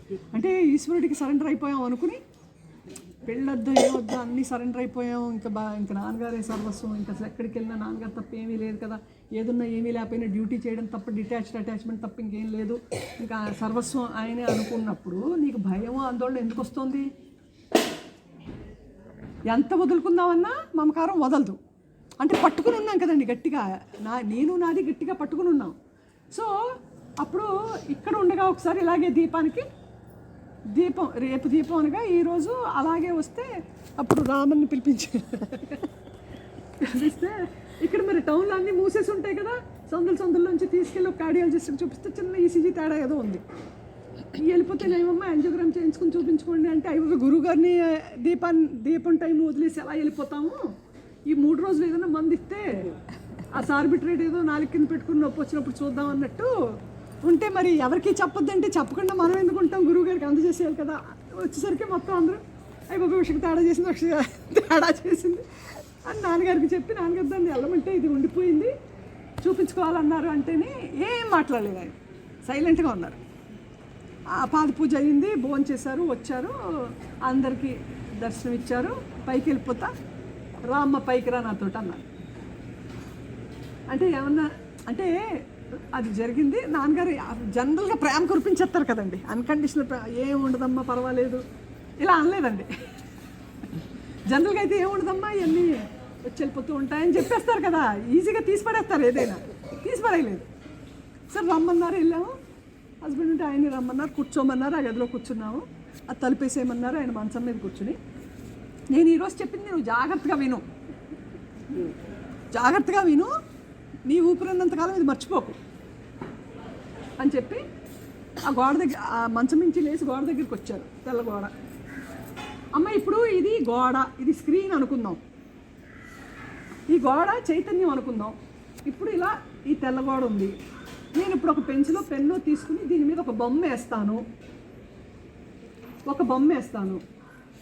బొమ్మ ఏమన్నా నాన్నగారు నన్ను వేశారని అనుకుంటుందా, నాన్నగారు నన్ను వేశారని బొమ్మ ఏమన్నా అనుకుంటుందా, ఇంకో బొమ్మ వేసాను, 10 బొమ్మలు వేసాను, లేకపోతే 100 బొమ్మలు వేసాను, ఇప్పుడు 100 బొమ్మలు వేసిన తర్వాత నాకు 4 చెరిపేయాలనిపించింది, ఒక బొమ్మ చెరిపేశాను, 2 బొమ్మలు చెరిపేశాను, 4 బొమ్మలు చెరిపేశాను, బొమ్మ ఏమన్నా నాన్నగారు నన్ను చెరిపేశారు, నాన్నగారు చెరిపేశారు అంటాందా? అనట్లేదు. వేశారని అంటలేదు, వేశారు, 2 వేశారు, 100 వేశారు, 2 3 చెరిపేశారు, లేకపోతే మొత్తం చెరిపేశారు. గోడ ఎప్పుడు ఉన్న గోడ ఉందా లేదా? ఉంది. గోడ ఉనికికి ఏమన్నా భంగం ఉందా? లేదు. మరి మన గోడ ఏంటి ఇంకా అన్నారు. అయ్యమ్మయ్య అయితే వెళ్ళిపోతాను అనుకున్నాను. ఈయనేంటి ఇలా చెప్పారు అంటే జీవలక్షణం అనమాట. అంటే దేహాత్మ బుద్ధి ఫియర్ తీసుకొస్తుందండి. అంత సబ్జెక్ట్ చెప్పి ఆ చైతన్యమే నీవు, చైతన్యానికి పుట్టుక మరణము లేదు, అది పుట్టుక లేనిది చావు లేనిది ఎప్పుడు ఉండేదే, అది నీవై ఉన్నావు, నీకు భంగం లేదు కదా, ఇంక నీ ప్రాబ్లం ఏంటి అంటే బాబుకి దేహం వెళ్ళిపోతుందేమో పిల్లోడు. అక్కడికి ఎందుకు చెప్పారు? ఒకవేళ తల్లిదండ్రులు చనిపోయినా పిల్లలు ఇంకా మంచిగా ఎదిగి ఇంకా అభివృద్ధిలోకి వచ్చిన వాళ్ళు చాలామంది ఉన్నారు. నేను ఎంతమంది ఉదాహరణలు చెప్పారండి ఎన్ని మీటింగుల్లోనూ. ఆ విన్నదంతా చాలా బాగా వినేసి చెప్పేసుకున్నాం, కానీ సందర్భం వచ్చేసరికి భయం వస్తుంది. ఎందుకు? అసలు సందర్భం రాకపోతే నీకేముందో నీకు తెలియదు కదా. సో కష్టాలు వరాలండి, కష్టం వరం అండి. ఎందుకంటే కష్టంలోనే అసలు నువ్వు ఎలా ఉన్నావో నీకు తెలుస్తుంది. అప్పుడు ఓహో మన మనసు ఇంకా మనకు అజ్ఞానం ఇంత ఉంది, ఇంత డీప్ రూటెడ్గా మన అహంకారం అజ్ఞానం ఉంది, ఇందులోంచి మనం విడుదల అవ్వాలని ఎప్పుడు తెలుస్తుంది? కష్టం వస్తేనే తెలుస్తుంది. మనం శుభ్రంగా 3 పూట్ల తినేసి శుభ్రంగా విప్రదక్షిణ చేసి హాయిగా నిద్రపోయి మంచి పరుపుల మీద నిద్రపోయి పరిస్థితులన్నీ బాగుంటే అజ్ఞానం ఉన్నట్టు కూడా తెలియదు. మనం అందరం జ్ఞానం అనుకుంటాం కదా. అప్పుడు మనకి ఏ వికారాలు లేవు, ఆనందంగా ఉన్నాము, హ్యాపీగా ఉన్నాము, మనకు అజ్ఞానం లేదనుకుంటాం. పరిస్థితి వచ్చినప్పుడు తెలుస్తుంది ఎంత అజ్ఞానం ఉందనేది. అందుకు పరిస్థితులు వచ్చినప్పుడు, ఒత్తిడి ఉన్న పరిస్థితులు వచ్చినప్పుడు ఆనందంగా ఉండాలి మనం. ఎందుకు? ఈశ్వరుడు మనల్ని లోపల ఉన్నది బయటికి తీసుకొస్తున్నాడు, దాన్ని గమనించు, ఇది మనకు అవసరం లేదు, అజ్ఞానంతో ఇష్టంతో తెలియని తనంతో తెలివి తక్కువ తనంతో తెచ్చుకున్నాను వదిలిస్తున్నాడు అంటే నీ అలవాట్లు, నీ బలహీనతలు, నీ రాగద్వేషాలు, నీ ఇష్టాలు, నీ దేహాత్మ బుద్ధిని వదిలిస్తున్నాడు. అప్పుడు ఇంకా ఆయనకు అర్థమైంది ఇది ఇంకా మమకారంతో ఉంది తప్ప మనం చెప్పింది రిసీవ్ చేసుకోలేదని. అంటే అర్థమైనట్టే ఉంది కానీ మరి అనుభూతి లేదు కదా. అప్పుడు అన్నారు, అమ్మా చైతన్యం ఆధారంగానే ప్రతిదీ నడుస్తుంది. చైతన్యము ప్రేమ లేకుండా లేదు కదా, అపారమైన ప్రేమ. ఈ బొమ్మలాటని నువ్వు బొమ్మలాటగా గుర్తిస్తే నువ్వు దేంతో తాదాప్యం పొందుతున్నావు? శరీరంతో తాదాప్యం పొందుతున్నావు. శరీరంతో తాదాప్యం పొందడం మానేసి నువ్వు కరెక్ట్గా సబ్జెక్ట్ అవగాహన చేసుకొని చైతన్యంతో తాదాప్యం పొందడం మొదలు పెడితే నువ్వు సఫరింగ్ ఫ్రీ అయిపోతావు. ఏది జరిగితే అది జరుగుతుంది, నువ్వు సాక్షిగా ఉంటావు. ఎందుకు? అసలు సాక్షికి మరణం అంటూ లేదు, అది నువ్వై ఉన్నావు. ఆ ఈశ్వరుడు చైతన్యం నువ్వై ఉన్నావు. నువ్వు తప్పు ఆపాదించుకుని ఈ శరీరం నేననే దృష్టితో జీవించేసిన వల్ల బహుజన్మలు జీవించేయడంతో ఇప్పుడు వాచి రోజు పెట్టుకుంటే ఓ రోజు వాచి పెట్టుకుంటే టైం చూసుకుంటూ ఉంటాను తెలియకుండానే, హ్యాబిట్ వల్ల.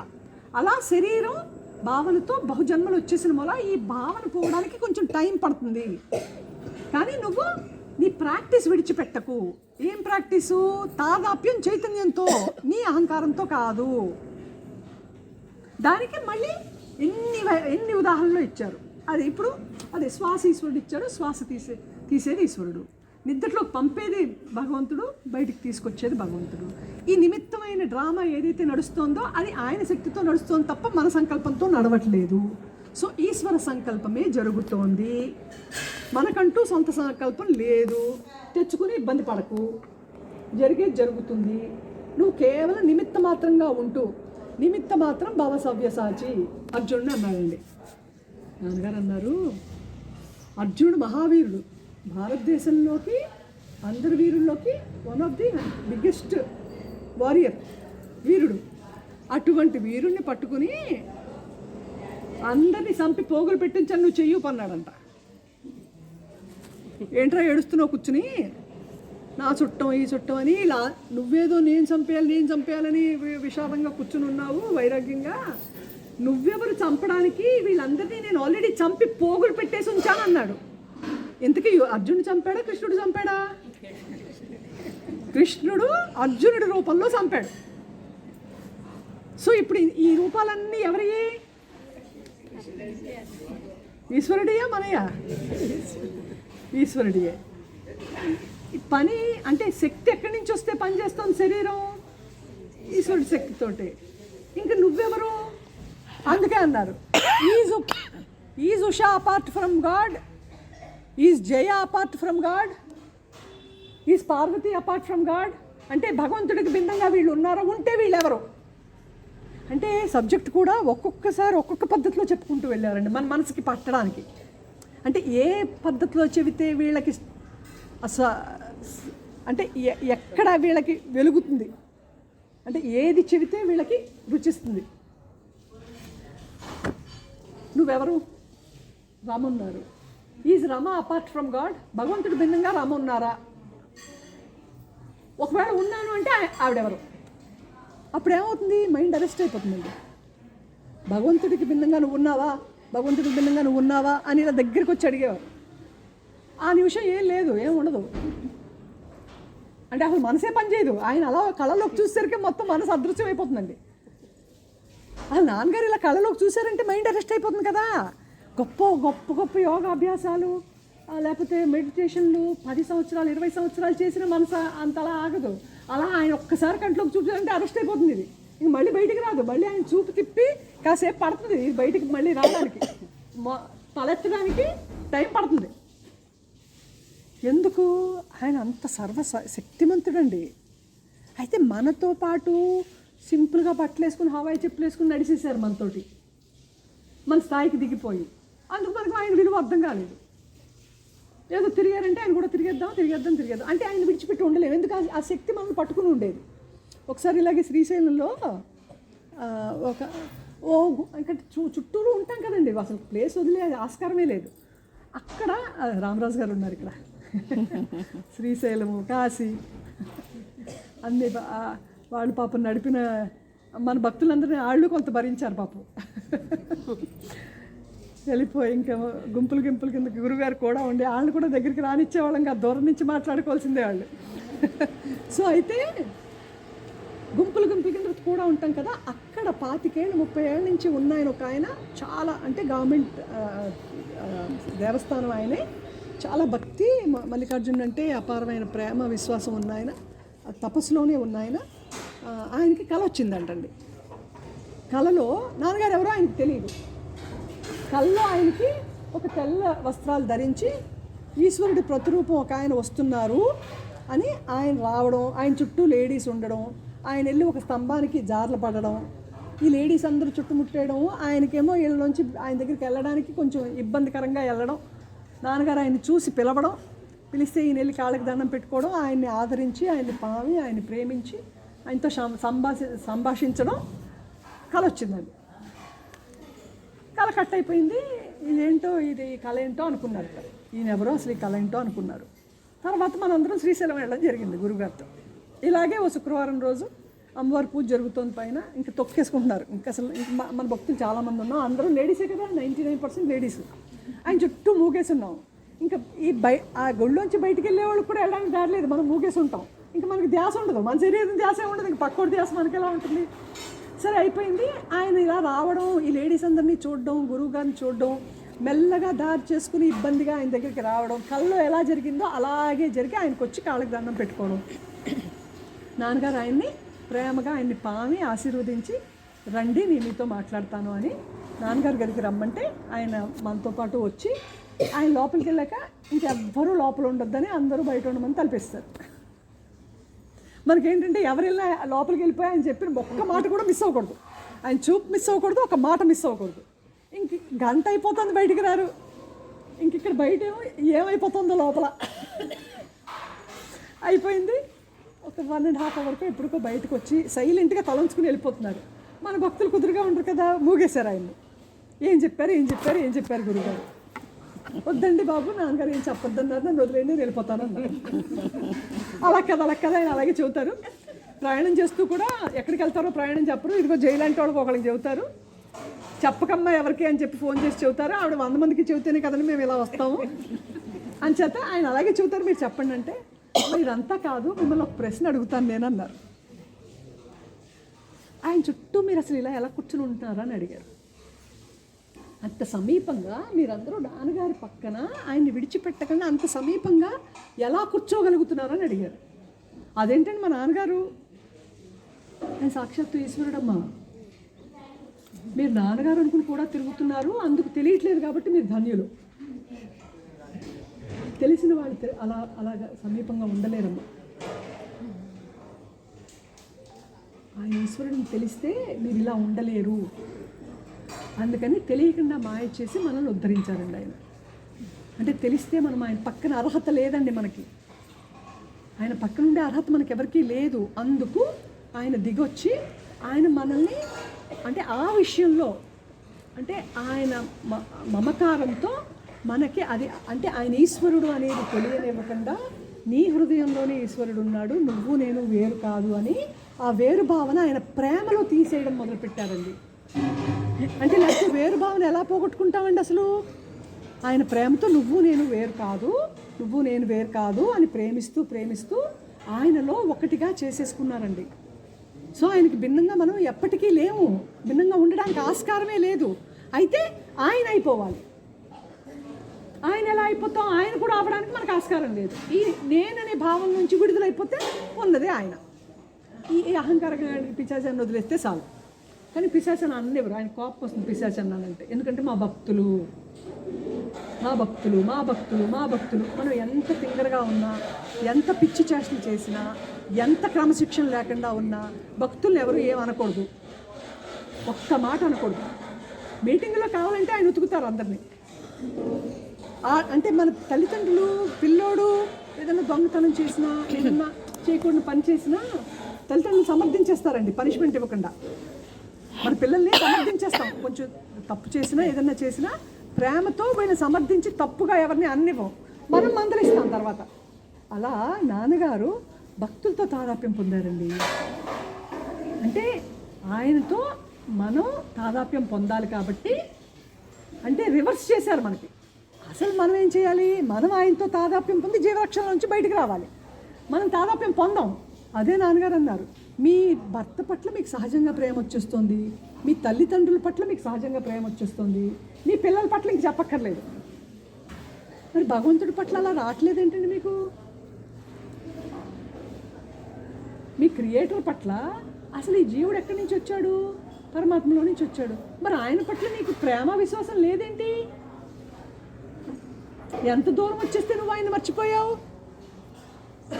భగవంతుడిని విడిచిపెట్టి నువ్వు ఎంత దూరం వస్తే నువ్వు మర్చిపోయావు ఆయన్ని.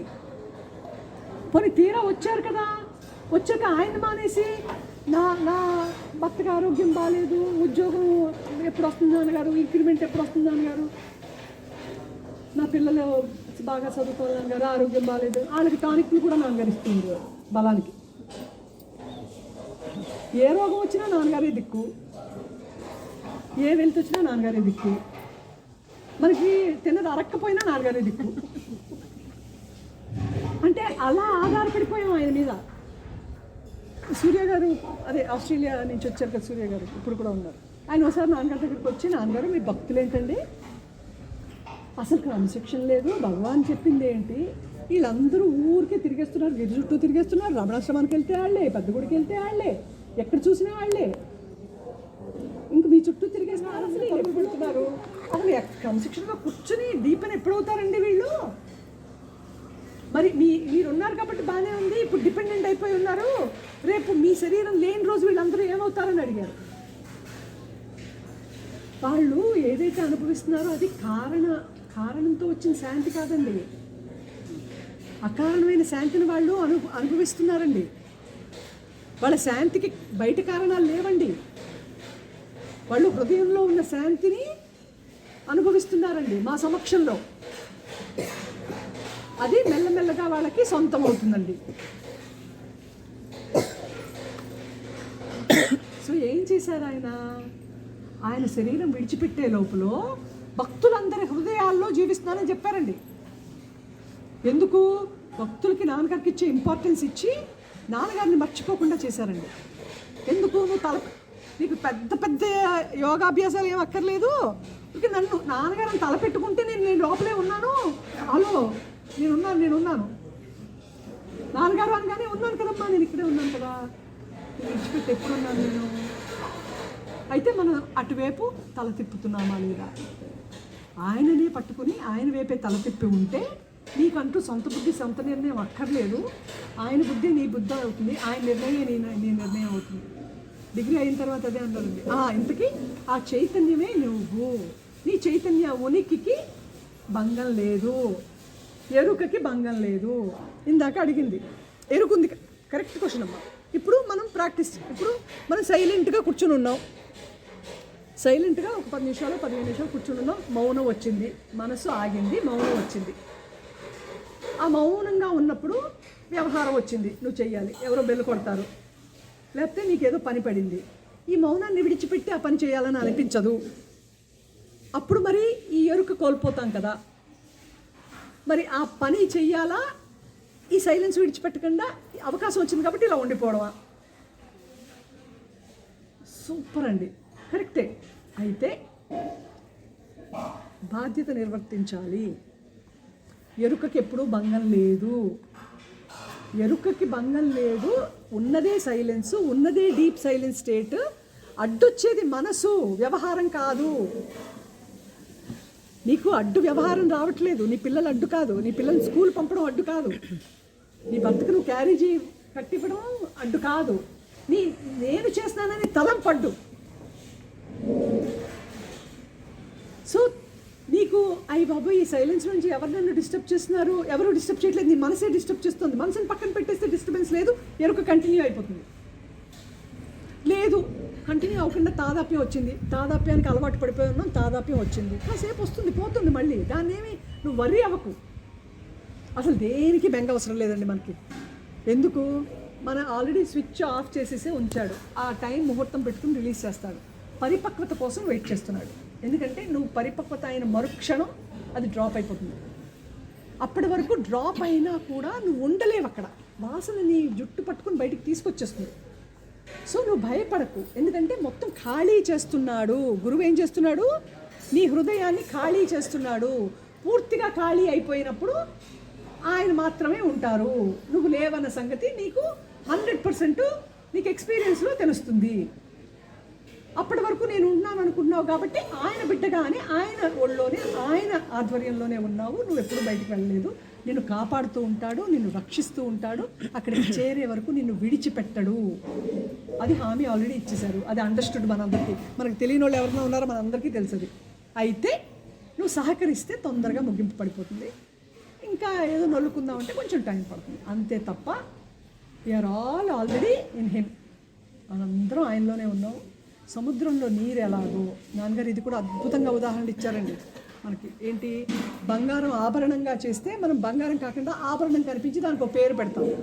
అది బంగారంగా గుర్తిస్తే ఏమీ లేదు. అలాగే మట్టి కుండ, మట్టే, కుండ రూపంలో ఉన్నా మామూలు మట్టిగా ఉన్నా మట్టే. ఆకారాన్ని చూసి ఇది కుండ అని పేరు పెట్టి కుండకు క్యారెక్టరిస్టిక్ పెడుతున్నాం మనం. అది మట్టి అని నువ్వు గుర్తిస్తే ఏమీ లేదు. అలాగే చైతన్యంలోనే ఇవన్నీ వచ్చి వెళ్ళిపోతున్నాయి. ఏది శాశ్వతం కాదు. ఈవెన్ దిస్ విల్ పాస్ అవే. వచ్చింది ప్రతిదీ వెళ్ళిపోతుంది. వచ్చి వెళ్ళేది నువ్వు కాదు, ఎప్పుడూ ఉన్నదే నువ్వు. అందుకు ఇంక మనం దేనికి భయపడాలి? మనం ఎవరన్నా దేనికన్నా భయపడాలా అండి? దేనికి బెంగ పెట్టుకోవాలి? మనం ఎంత బిడ్డలమో అందరూ ఆయన బిడ్డలే, మన బిడ్డలు కూడా ఆయన బిడ్డలే. ఆయన వాళ్ళని ఎప్పుడు ఏది ఎలా చేస్తే వాళ్ళు బాగుపడతారో ఆయనకి తెలుసు. మంచి చెడు చెప్పి వదిలేయాలి. ఎందుకంటే ఎవరి దేహ ప్రారంభం వారిది, ఎవరిని ఎలా బాగు చేయాలో భగవంతుడు చూసుకుంటాడు. మనం నాన్నగారు చెప్పిన మాటలు మనం ఇలా షేర్ చేసి పిల్లలకు కూడా అవసరాన్ని బట్టి ఓ 4 మాటలు చెప్పి మనం ఒక దండం పెట్టి వదిలేయాలండి.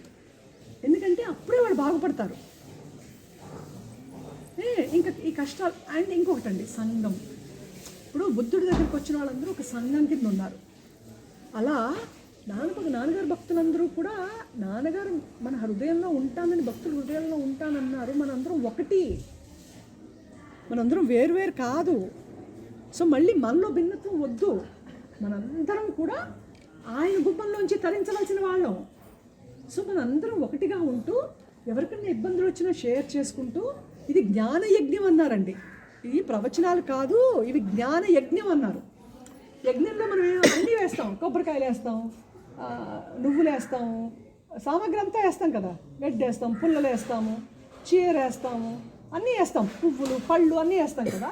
అలా మన బలహీనతలు, మన అలవాట్లు, మన ఇష్టాలు రాగద్వేషాలు ఇవన్నీ కూడా అర్పించేద్దాం.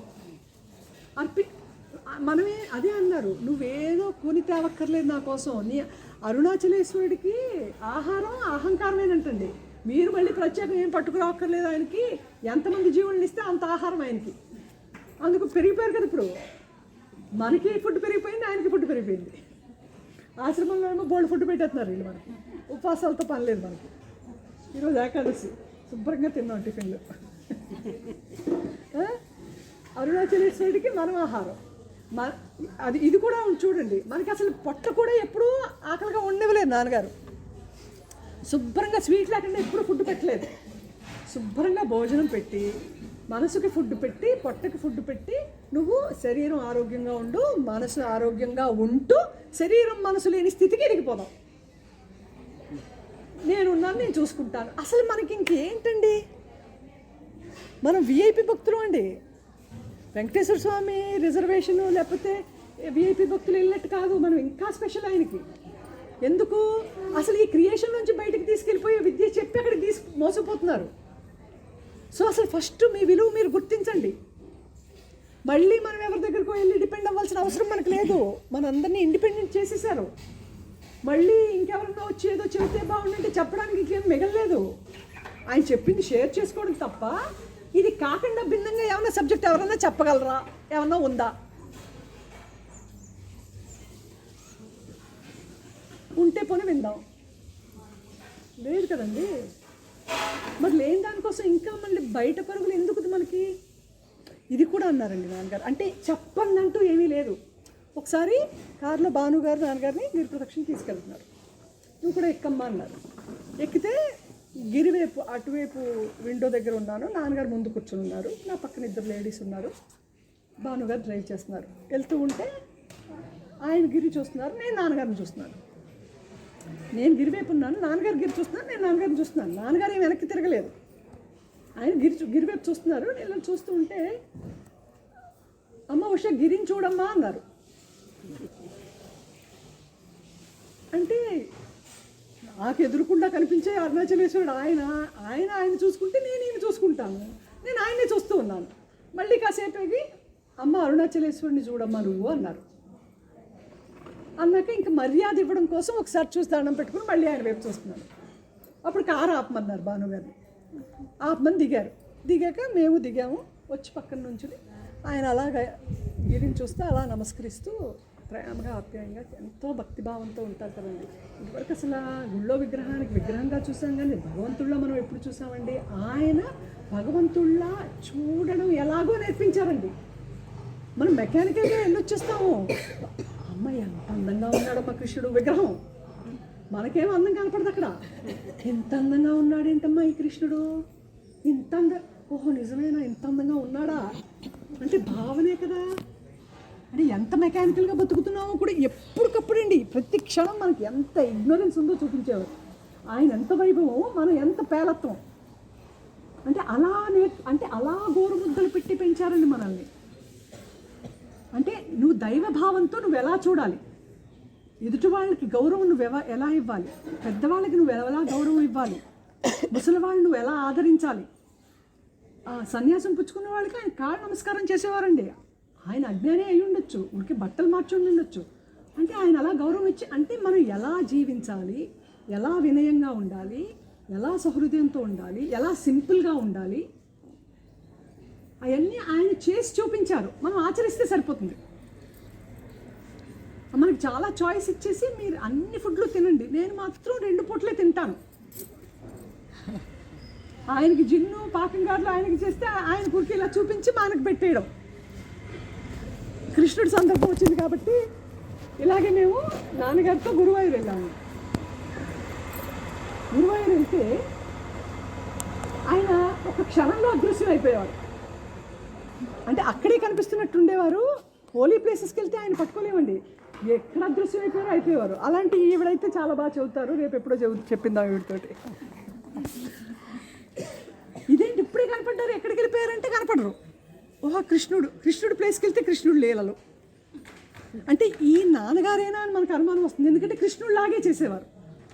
అంటే ఇవన్నీ అనుభూతి చెందున్నాం కదా. అందుకే ఇంకా రాముడైనా కృష్ణుడైనా అరుణాచలేశ్వరుడైనా భగవాన్ అయినా మనకి ఆయనే కదండి. ఎందుకంటే ఆ చైతన్యమే కదా ఈ రూపంలో వచ్చింది.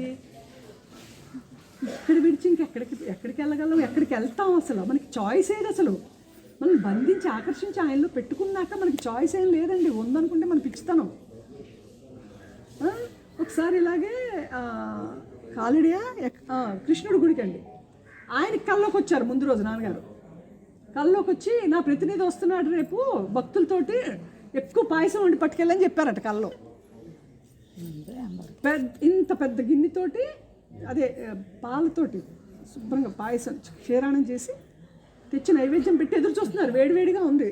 మేము వెళ్ళాం అనమాట గురువుగారితో. ముసిముసి నవ్వుతారు, వెళ్తారు కదా. ఈయనకి తెలుసు కదా ఆయనకు వచ్చిన కళ. ఆయన పరిగెత్తుకుంటూ వచ్చేసారు. స్వామి మీకోసం ఎదురు చూస్తున్నాను, కృష్ణుడు రాత్రి వచ్చి మీరు వస్తారు భక్తులతో అని చెప్పారు, మీకు ఏం నైవేద్యం పెట్టాలో కూడా చెప్పారు, ఇదిగోనండి చేసి వేడివేడిగా రెడీగా ఉంది అని చెప్పి గబగబా నైవేద్యం పెట్టేసి గురువుగారు ఎదురుకుండా పెట్టేశారు. ఇంత అదే పెద్దదనమాట. పెట్టేస్తే చాలా వేడిగా ఉందమ్మా, ఆకులు కూడా వెళ్ళలేదు, చేతుల్లో పెట్టేస్తున్నారు వాళ్ళు. అందుకే ఆగి కొంచెం ఊది నాన్నగారు కొంచెం పెట్టిన తర్వాత ఇంక మా భక్తులు పెట్టమన్నాడండి కృష్ణుడు, ప్రసాదం పెట్టమన్నాడండి కృష్ణుడు, చెప్పి మరీ చేయించాడండి. మా భక్తులు తినేస్తారండి అని చెప్పి మొత్తం తినేయమన్నారు మమ్మల్ని. టిఫిన్లు తిని వెళ్ళాము, అది ఒక్క మెతుకు కూడా వదలకుండా తినేయమన్నారండి మమ్మల్ని. అంటే అసలు ఇలాంటి గురువు సృష్టిలో ఎవరైనా ఉంటారా ఏంటి? నీకు బూర్లు పెట్టేసి, పాకంగారులు పెట్టేసి, పాయసాలు పెట్టేసి, కళల్లో వచ్చి చెప్పించి పెట్టించేసి శుభ్రంగా నీ కడుపు నింపేసి, నీ హృదయం నింపేసి, నీ మనసుని అద్భుతమైన ఆత్మవిద్యతో నిన్ను నింపి, అన్ని రకాలుగా నింపితే ఇంకా మనం ఏడ్స్ కంప్లైంట్ చేస్తున్నామంటే మనం ఎక్కడ ఉన్నాం? ఎంత ఫుల్గా ఉండాలి మనం, ఎంత సుఖంగా ఉండాలి, ఎంత ఆనందంగా ఉండాలి, ఎంత ప్రేమగా ఉండాలి. అసలు వేరుభావం ఎందుకు వస్తుంది మనకి? కృష్ణం వందే జగద్గురు ఇలా చెప్పుకుంటూ వెళ్తే ఇంకా అనంతంగా. ఎందుకంటే ఆయన ఎందుకు అన్ని గంటలు బోధించారు అంటే నీకు ఎటు చూసినా ఆయనే కనపడాలి. ఇంతకీ అరుణాచలేశ్వరుడు గిరికి దండం పెట్టుకుంటున్నారు కదా, ఆయన పెట్టుకుని అమ్మ అరుణాచలేశ్వరుడమ్మ, ఆయన ఆది నుంచి ఉన్నాడమ్మా, ఏన్షియంట్ గాడ్. మన శరీరాలు వస్తాయి వెళ్ళిపోతాయి, శాశ్వతంగా ఆయన ఉండిపోతాడమ్మా. ఈ శరీరాలన్నీ ఈరోజు ఈ శరీరం ఉంది, రేపు ఈ శరీరం ఉండొచ్చు ఉండకపోవచ్చు, నా శరీరం ఉండొచ్చు ఉండకపోవచ్చు, నీ శరీరం ఉండొచ్చు ఉండకపోవచ్చు, ఈ కొండ మాత్రం ఎప్పటికీ ఉండిపోతుందమ్మా. అందుకు నేను చూడమంటున్నానమ్మా ఆయన్ని. ఆయన చూడమని ఎందుకు అంటున్నానంటే, ఈ శరీరం ఉండొచ్చు ఉండకపోవచ్చు, శరీరాలు ఉన్నా పోయినా ఈయన మాత్రం చిరస్థాయిగా ఉంటాడు, మనకి ఆయన సరిపోతాడు. ఎందుకండి ఈ మాట చెప్పడం? నువ్వు మళ్ళీ వాళ్ళ దగ్గరికి వీళ్ళ దగ్గరికి బోధ వినవలసిన అవసరం నీకు లేదు. బోధ కంప్లీట్గా అవసరమైన దానికన్నా ఇంకో 10 జన్మలు ఎత్తినా నువ్వు మళ్ళీ ఇంకెక్కడికి వెళ్ళక్కర్లేకుండా సరిపడా నీకు ఆహారం పెట్టేశాను నేను. నువ్వు ఇంకెక్కడికి ఆహారం కోసం వెళ్ళవలసిన అవసరం లేదు. నీకు అవసరమైన దానికన్నా ఎక్కువ ఆహారం పెట్టాను. గోడౌన్లో కర్మ ఉండడం కాదండి, గోడౌన్లో మనకి సబ్జెక్ట్ ఉంది. నువ్వు ఎప్పుడు ఏ సందర్భం వచ్చినా రెడీగా ఉంది ఫేస్ చేయడానికి. మిమ్మల్ని మనల్ని పులిల్లా చేసేసామమ్మా, మీకు ఇంకేం అవసరం లేదు. మీరు ఇండిపెండెంట్గా హ్యాపీగా హాయిగా ఉంటూ సహజంగా జారుడు బల జారినట్టు ఆయనలోకి వెళ్ళిపోవాలి మనం. ఇంకా మనం ఎందుకండి అలాగే ఉంటున్నాంలేండి. ఇంకా మేక కాదు మనం, పులి. మనసు కాదు మనం చైతన్యం. పరుగులు పెడుతున్నారు. అసలు క్రమశిక్షణగా కూర్చుని దీపని ఎప్పుడవుతారండి వీళ్ళు? మరి మీరున్నారు కాబట్టి బాగానే ఉంది, ఇప్పుడు డిపెండెంట్ అయిపోయి ఉన్నారు, రేపు మీ శరీరం లేని రోజు వీళ్ళందరూ ఏమవుతారని అడిగారు. వాళ్ళు ఏదైతే అనుభవిస్తున్నారో అది కారణంతో వచ్చిన శాంతి కాదండి, అకారణమైన శాంతిని వాళ్ళు అనుభవిస్తున్నారండి. వాళ్ళ శాంతికి బయట కారణాలు లేవండి, వాళ్ళు హృదయంలో ఉన్న శాంతిని అనుభవిస్తున్నారండి మా సమక్షంలో. అది మెల్లమెల్లగా వాళ్ళకి సొంతం అవుతుందండి. సో ఏం చేశారు ఆయన శరీరం విడిచిపెట్టే లోపల భక్తులందరి హృదయాల్లో జీవిస్తున్నానని చెప్పారండి. ఎందుకు? భక్తులకి నాన్నగారికి ఇచ్చే ఇంపార్టెన్స్ ఇచ్చి నాన్నగారిని మర్చిపోకుండా చేశారండి. ఎందుకు? నీకు పెద్ద పెద్ద యోగాభ్యాసాలు ఏం అక్కర్లేదు, ఇక నన్ను నాన్నగారిని తలపెట్టుకుంటే నేను లోపలే ఉన్నాను, హలో నేనున్నాను నాన్నగారు అనగానే ఉన్నాను కదమ్మా, నేను ఇక్కడే ఉన్నాను కదా, నేను విడిచిపెట్టి ఎప్పుడున్నాను నేను. అయితే మనం అటువైపు తల తిప్పుతున్నామా లేదా? ఆయననే పట్టుకుని ఆయన వైపే తల తిప్పి ఉంటే నీకంటూ సొంత బుద్ధి సొంత నిర్ణయం అక్కర్లేదు. ఆయన బుద్ధి నీ బుద్ధి అవుతుంది, ఆయన నిర్ణయమే నీ నిర్ణయం అవుతుంది. డిగ్రీ అయిన తర్వాత అదే అన్నారండి. ఇంతకీ ఆ చైతన్యమే నువ్వు. నీ చైతన్య ఉనికికి భంగం లేదు, ఎరుకకి భంగం లేదు. ఇందాక అడిగింది ఎరుకుంది, కరెక్ట్ క్వశ్చన్ అమ్మా. ఇప్పుడు మనం ఇప్పుడు మనం సైలెంట్గా కూర్చుని ఉన్నాం, సైలెంట్గా ఒక 10 నిమిషాలు 15 నిమిషాలు కూర్చుని ఉన్నాం. మౌనం వచ్చింది, మనసు ఆగింది, మౌనం వచ్చింది. ఆ మౌనంగా ఉన్నప్పుడు వ్యవహారం వచ్చింది, నువ్వు చెయ్యాలి, ఎవరో బెల్లు కొడతారు, లేకపోతే నీకేదో పని పడింది. ఈ మౌనాన్ని విడిచిపెట్టి ఆ పని చేయాలని అనిపించదు. అప్పుడు మరి ఈ ఎరుక కోల్పోతాం కదా. మరి ఆ పని చెయ్యాలా, ఈ సైలెన్స్ విడిచిపెట్టకుండా అవకాశం వచ్చింది కాబట్టి ఇలా ఉండిపోవడమా? సూపర్ అండి, కరెక్టే. అయితే బాధ్యత నిర్వర్తించాలి. ఎరుకకి ఎప్పుడూ భంగం లేదు, ఎరుకకి భంగం లేదు. ఉన్నదే సైలెన్స్, ఉన్నదే డీప్ సైలెన్స్ స్టేట్. అడ్డొచ్చేది మనసు, వ్యవహారం కాదు. నీకు అడ్డు వ్యవహారం రావట్లేదు, నీ పిల్లలు అడ్డు కాదు, నీ పిల్లల్ని స్కూల్ పంపడం అడ్డు కాదు. నీ భర్తకు నువ్వు క్యారేజీ కట్టివ్వడం అడ్డు కాదు, నేను చేస్తున్నానని తలం పడ్డు. సో నీకు అయ్యి బాబు ఈ సైలెన్స్ నుంచి ఎవరు నన్ను డిస్టర్బ్ చేస్తున్నారు, ఎవరు డిస్టర్బ్ చేయట్లేదు, నీ మనసే డిస్టర్బ్ చేస్తుంది. మనసుని పక్కన పెట్టేస్తే డిస్టర్బెన్స్ లేదు, ఎరుక కంటిన్యూ అయిపోతుంది. లేదు కంటిన్యూ అవ్వకుండా తాదాప్యం వచ్చింది, తాదాప్యానికి అలవాటు పడిపోయి ఉన్నాం, తాదాప్యం వచ్చింది, కాసేపు వస్తుంది పోతుంది మళ్ళీ. దాన్ని ఏమి నువ్వు వర్రీ అవ్వకు. అసలు దేనికి బెంగ అవసరం లేదండి మనకి. ఎందుకు, మన ఆల్రెడీ స్విచ్ ఆఫ్ చేసేసే ఉంచాడు. ఆ టైం ముహూర్తం పెట్టుకుని రిలీజ్ చేస్తాడు. పరిపక్వత కోసం వెయిట్ చేస్తున్నాడు. ఎందుకంటే నువ్వు పరిపక్వత అయిన మరుక్షణం అది డ్రాప్ అయిపోతుంది. అప్పటి వరకు డ్రాప్ అయినా కూడా నువ్వు ఉండలేవు అక్కడ. వాసన నీ జుట్టు పట్టుకుని బయటికి తీసుకొచ్చేస్తుంది. సో నువ్వు భయపడకు, ఎందుకంటే మొత్తం ఖాళీ చేస్తున్నాడు గురువు. ఏం చేస్తున్నాడు, నీ హృదయాన్ని ఖాళీ చేస్తున్నాడు. పూర్తిగా ఖాళీ అయిపోయినప్పుడు ఆయన మాత్రమే ఉంటారు. నువ్వు లేవన్న సంగతి నీకు 100% నీకు ఎక్స్పీరియన్స్లో తెలుస్తుంది. అప్పటి వరకు నేను ఉన్నాను అనుకున్నావు కాబట్టి ఆయన బిడ్డగానే ఆయన ఒళ్ళోనే ఆయన ఆధ్వర్యంలోనే ఉన్నావు. నువ్వు ఎప్పుడు బయటికి వెళ్ళలేదు. నిన్ను కాపాడుతూ ఉంటాడు, నిన్ను రక్షిస్తూ ఉంటాడు. అక్కడికి చేరే వరకు నిన్ను విడిచిపెట్టడు. అది హామీ ఆల్రెడీ ఇచ్చేశారు. అది అండర్స్టూడ్ మనందరికీ. మనకు తెలియని వాళ్ళు ఎవరైనా ఉన్నారో మనందరికీ తెలుసుది. అయితే నువ్వు సహకరిస్తే తొందరగా ముగింపు పడిపోతుంది. ఇంకా ఏదో నొల్లుకుందామంటే కొంచెం టైం పడుతుంది, అంతే తప్ప వీఆర్ ఆల్రెడీ ఇన్ హిమ్. మనందరం ఆయనలోనే ఉన్నాం. సముద్రంలో నీరు ఎలాగో, నాన్నగారు ఇది కూడా అద్భుతంగా ఉదాహరణలు ఇచ్చారండి మనకి. ఏంటి, బంగారం ఆభరణంగా చేస్తే మనం బంగారం కాకుండా ఆభరణం కనిపించి దానికి ఒక పేరు పెడతాం. అది బంగారంగా గుర్తిస్తే ఏమీ లేదు. అలాగే మట్టి కుండ, మట్టే, కుండ రూపంలో ఉన్నా మామూలు మట్టిగా ఉన్నా మట్టే. ఆకారాన్ని చూసి ఇది కుండ అని పేరు పెట్టి కుండకు క్యారెక్టరిస్టిక్ పెడుతున్నాం మనం.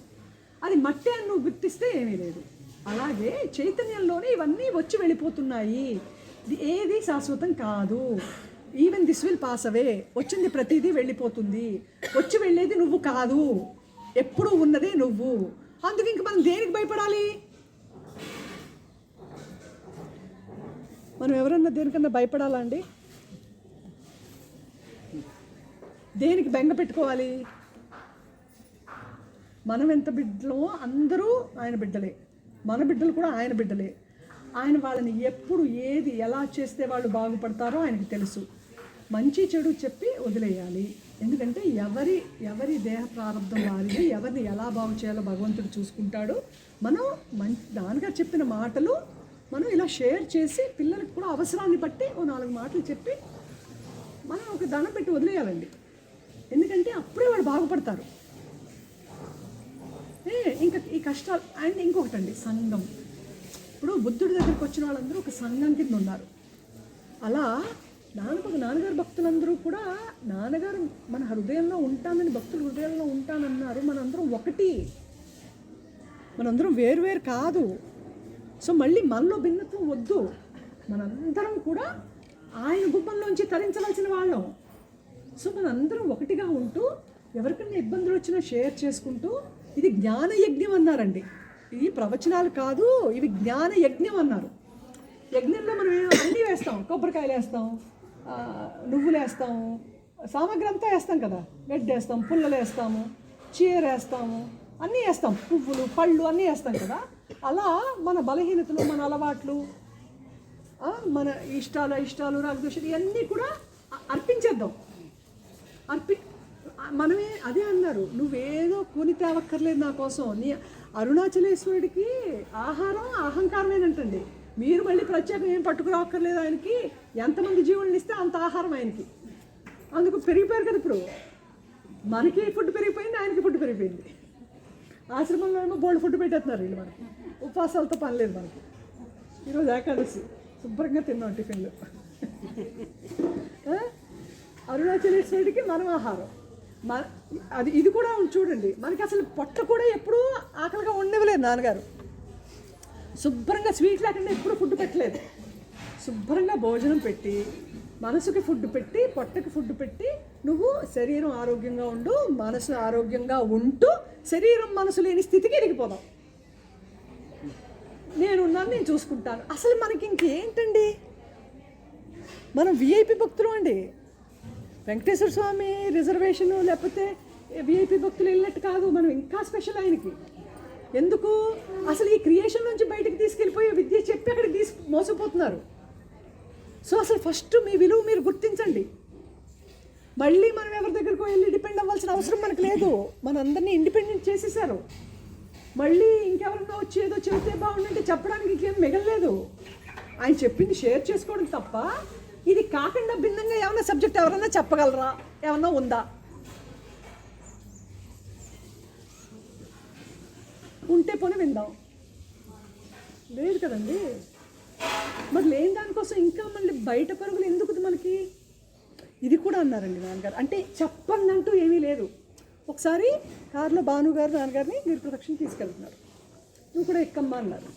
ఎక్కితే గిరివైపు అటువైపు విండో దగ్గర ఉన్నాను, నాన్నగారు ముందు కూర్చుని ఉన్నారు, నా పక్కన ఇద్దరు లేడీస్ ఉన్నారు, భానుగారు డ్రైవ్ చేస్తున్నారు. వెళ్తూ ఉంటే ఆయన గిరి చూస్తున్నారు, నేను నాన్నగారిని చూస్తున్నాను. నేను గిరివైపు ఉన్నాను, నాన్నగారు గిరి చూస్తున్నాను, నేను నాన్నగారిని చూస్తున్నాను. నాన్నగారు ఏం వెనక్కి తిరగలేదు, ఆయన గిరివైపు చూస్తున్నారు. నేను చూస్తూ ఉంటే అమ్మ ఉష గిరిని చూడమ్మా అన్నారు. అంటే నాకు ఎదురుకుండా కనిపించే అరుణాచలేశ్వరుడు ఆయన చూసుకుంటే నేను ఈయన చూసుకుంటాను. నేను ఆయనే చూస్తూ ఉన్నాను. మళ్ళీ కాసేపు అమ్మ అరుణాచలేశ్వరుడిని చూడమ్మా నువ్వు అన్నారు. అన్నాక ఇంకా మర్యాద ఇవ్వడం కోసం ఒకసారి చూసి దండం పెట్టుకుని మళ్ళీ ఆయన వైపు చూస్తున్నాను. అప్పుడు కారు ఆపమన్నారు భానుగారిని. ఆపమని దిగాక మేము దిగాము. వచ్చి పక్కన నుంచి ఆయన అలాగ గిరిని చూస్తే అలా నమస్కరిస్తూ ప్రేమగా ఆప్యాయంగా ఎంతో భక్తిభావంతో ఉంటారు కదండి. ఇంతవరకు అసలు గుళ్ళో విగ్రహంగా చూసాం, కానీ భగవంతుళ్ళ మనం ఎప్పుడు చూసామండి? ఆయన భగవంతుళ్ళ చూడడం ఎలాగో నేర్పించారండి. మనం మెకానికల్గా వెళ్ళొచ్చేస్తాము. అమ్మ ఎంత అందంగా ఉన్నాడో మా కృష్ణుడు విగ్రహం, మనకేమో అందం కనపడదు అక్కడ. ఎంత అందంగా ఉన్నాడు ఏంటమ్మా ఈ కృష్ణుడు, ఇంత ఓహో నిజమేనా, ఇంత అందంగా ఉన్నాడా అంటే భావనే కదా. అంటే ఎంత మెకానికల్గా బతుకుతున్నామో కూడా ఎప్పటికప్పుడండి, ప్రతి క్షణం మనకి ఎంత ఇగ్నోరెన్స్ ఉందో చూపించేవారు. ఆయన ఎంత వైభవం, మనం ఎంత పేలత్వం. అంటే అలా గోరుముద్దలు పెట్టి పెంచారండి మనల్ని. అంటే నువ్వు దైవభావంతో నువ్వు ఎలా చూడాలి, ఎదుటి వాళ్ళకి గౌరవం నువ్వు ఎలా ఇవ్వాలి, పెద్దవాళ్ళకి నువ్వు ఎలా గౌరవం ఇవ్వాలి, ముసలి వాళ్ళు నువ్వు ఎలా ఆదరించాలి. సన్యాసం పుచ్చుకున్న వాళ్ళకి ఆయన కాళ్ళ నమస్కారం చేసేవారండి. ఆయన అజ్ఞానే అయి ఉండొచ్చు, ఉనికి బట్టలు మార్చి ఉండొచ్చు. అంటే ఆయన అలా గౌరవం ఇచ్చి, అంటే మనం ఎలా జీవించాలి, ఎలా వినయంగా ఉండాలి, ఎలా సహృదయంతో ఉండాలి, ఎలా సింపుల్గా ఉండాలి, అవన్నీ ఆయన చేసి చూపించారు. మనం ఆచరిస్తే సరిపోతుంది. మనకి చాలా చాయిస్ ఇచ్చేసి మీరు అన్ని ఫుడ్లు తినండి, నేను మాత్రం 2 పూట్లే తింటాను. ఆయనకి జిన్ను పాకంగారులు ఆయనకి చేస్తే ఆయన గురికి ఇలా చూపించి మనకు పెట్టేయడం. కృష్ణుడి సందర్భం వచ్చింది కాబట్టి ఇలాగే మేము నాన్నగారితో గురువాయూరు వెళ్ళాము. గురువాయూరు వెళ్తే ఆయన ఒక క్షణంలో అదృశ్యం అయిపోయేవారు. అంటే అక్కడే కనిపిస్తున్నట్టు ఉండేవారు. హోలీ ప్లేసెస్కి వెళ్తే ఆయన పట్టుకోలేమండి, ఎక్కడ అదృశ్యం అయిపోయేవారు. అలాంటి ఈవిడైతే చాలా బాగా చదువుతారు, రేపు ఎప్పుడో చెప్పిందాం ఈవిడితోటి. ఇదేంటి ఇప్పుడే కనపడ్డారు, ఎక్కడికి వెళ్ళిపోయారంటే కనపడరు. ఓహో కృష్ణుడు ప్లేస్కి వెళ్తే కృష్ణుడు లీలలు. అంటే ఈ నాన్నగారేనా అని మనకు అనుమానం వస్తుంది, ఎందుకంటే కృష్ణుడు లాగే చేసేవారు. అంటే ఇవన్నీ అనుభూతి చెందున్నాం కదా. అందుకే ఇంకా రాముడైనా కృష్ణుడైనా అరుణాచలేశ్వరుడైనా భగవాన్ అయినా మనకి ఆయనే కదండి. ఎందుకంటే ఆ చైతన్యమే కదా ఈ రూపంలో వచ్చింది. ఇక్కడ విడిచి ఎక్కడికి వెళ్ళగలం, ఎక్కడికి వెళ్తాం? అసలు మనకి చాయిస్ ఏది? అసలు మనం బంధించి ఆకర్షించి ఆయనలో పెట్టుకున్నాక మనకి చాయిస్ ఏం లేదండి. ఉందనుకుంటే మనం పిచ్చితనం. ఒకసారి ఇలాగే కాలిడియా కృష్ణుడి గుడికి అండి, ఆయనకి కల్లోకి వచ్చారు. ముందు రోజు నాన్నగారు కల్లోకి వచ్చి నా ప్రతినిధి వస్తున్నాడు రేపు, భక్తులతోటి ఎక్కువ పాయసం వండి పట్టుకెళ్ళని చెప్పారట. కల్లో ఇంత పెద్ద గిన్నెతోటి అదే పాలతోటి శుభ్రంగా పాయసం క్షీరాణం చేసి తెచ్చి నైవేద్యం పెట్టి ఎదురు చూస్తున్నారు. వేడివేడిగా ఉంది. మేము వెళ్ళాం అనమాట గురువుగారితో. ముసిముసి నవ్వుతారు, వెళ్తారు కదా. ఈయనకి తెలుసు కదా ఆయనకు వచ్చిన కళ. ఆయన పరిగెత్తుకుంటూ వచ్చేసారు. స్వామి మీకోసం ఎదురు చూస్తున్నాను, కృష్ణుడు రాత్రి వచ్చి మీరు వస్తారు భక్తులతో అని చెప్పారు, మీకు ఏం నైవేద్యం పెట్టాలో కూడా చెప్పారు, ఇదిగోనండి చేసి వేడివేడిగా రెడీగా ఉంది అని చెప్పి గబగబా నైవేద్యం పెట్టేసి గురువుగారు ఎదురుకుండా పెట్టేశారు. ఇంత డేస అదే పెద్దదనమాట. పెట్టేస్తే చాలా వేడిగా ఉందమ్మా, ఆకులు కూడా వెళ్ళలేదు చేతుల్లో పెట్టేస్తున్నారు వాళ్ళు. అందుకే ఆగి కొంచెం ఊది నాన్నగారు కొంచెం పెట్టిన తర్వాత ఇంక మా భక్తులు పెట్టమన్నాడండి కృష్ణుడు, ప్రసాదం పెట్టమన్నాడండి కృష్ణుడు, చెప్పి మరీ చేయించాడండి, మా భక్తులు తినేస్తారండి అని చెప్పి మొత్తం తినేయమన్నారు మమ్మల్ని. టిఫిన్లు తిని వెళ్ళాము, అది ఒక్క మెతుకు కూడా వదలకుండా తినేయమన్నారండి మమ్మల్ని. అంటే అసలు ఇలాంటి గురువు సృష్టిలో ఎవరైనా ఉంటారా ఏంటి? నీకు బూర్లు పెట్టేసి, పాకంగారులు పెట్టేసి, పాయసాలు పెట్టేసి, కళల్లో వచ్చి చెప్పించి పెట్టించేసి, శుభ్రంగా నీ కడుపు నింపేసి, నీ హృదయం నింపేసి, నీ మనసుని అద్భుతమైన ఆత్మవిద్యతో నిన్ను నింపి, అన్ని రకాలుగా నింపితే ఇంకా మనం ఏడ్స్ కంప్లైంట్ చేస్తున్నామంటే మనం ఎక్కడ ఉన్నాం? ఎంత ఫుల్గా ఉండాలి మనం, ఎంత సుఖంగా ఉండాలి, ఎంత ఆనందంగా ఉండాలి, ఎంత ప్రేమగా ఉండాలి. అసలు వేరుభావం ఎందుకు వస్తుంది మనకి? కృష్ణం వందే జగద్గురు ఇలా చెప్పుకుంటూ వెళ్తే ఇంకా అనంతంగా. ఎందుకంటే ఆయన ఎందుకు అన్ని గంటలు బోధించారు అంటే నీకు ఎటు చూసినా ఆయనే కనపడాలి. ఇంతకీ అరుణాచలేశ్వరుడు గిరికి దండం పెట్టుకుంటున్నారు కదా, ఆయన పెట్టుకుని అమ్మ అరుణాచలేశ్వరుడమ్మ, ఆయన ఆది నుంచి ఉన్నాడమ్మా, ఏన్షియంట్ గాడ్. మన శరీరాలు వస్తాయి వెళ్ళిపోతాయి, శాశ్వతంగా ఆయన ఉండిపోతాడమ్మా. ఈ శరీరాలన్నీ ఈరోజు ఈ శరీరం ఉంది, రేపు ఈ శరీరం ఉండొచ్చు ఉండకపోవచ్చు, నా శరీరం ఉండొచ్చు ఉండకపోవచ్చు, నీ శరీరం ఉండొచ్చు ఉండకపోవచ్చు, ఈ కొండ మాత్రం ఎప్పటికీ ఉండిపోతుందమ్మా. అందుకు నేను చూడమంటున్నానమ్మా ఆయన్ని. ఆయన చూడమని ఎందుకు అంటున్నానంటే ఈ శరీరం ఉండొచ్చు ఉండకపోవచ్చు, శరీరాలు ఉన్నా పోయినా ఈయన మాత్రం చిరస్థాయిగా ఉంటాడు, మనకి ఆయన సరిపోతాడు. ఎందుకండి ఈ మాట చెప్పడం? నువ్వు మళ్ళీ వాళ్ళ దగ్గరికి వీళ్ళ దగ్గరికి బోధ వినవలసిన అవసరం నీకు లేదు. బోధ కంప్లీట్గా అవసరమైన దానికన్నా ఇంకో 10 జన్మలు ఎత్తినా నువ్వు మళ్ళీ ఇంకెక్కడికి వెళ్ళక్కర్లేకుండా సరిపడా నీకు ఆహారం పెట్టేశాను నేను. నువ్వు ఇంకెక్కడికి ఆహారం కోసం వెళ్ళవలసిన అవసరం లేదు. నీకు అవసరమైన దానికన్నా ఎక్కువ ఆహారం పెట్టాను. గోడౌన్లో కర్మ ఉండడం కాదండి, గోడౌన్లో మనకి సబ్జెక్ట్ ఉంది. నువ్వు ఎప్పుడు ఏ సందర్భం వచ్చినా రెడీగా ఉంది ఫేస్ చేయడానికి. మిమ్మల్ని మనల్ని పులిల్లా చేసేసామమ్మా, మీకు ఇంకేం అవసరం లేదు, మీరు ఇండిపెండెంట్గా హ్యాపీగా హాయిగా ఉంటూ సహజంగా జారుడు బల జారినట్టు ఆయనలోకి వెళ్ళిపోవాలి మనం. ఇంకా మనం ఎందుకండి అలాగే ఉంటున్నాంలేండి. ఇంకా మేక కాదు మనం, పులి. మనసు కాదు మనం చైతన్యం.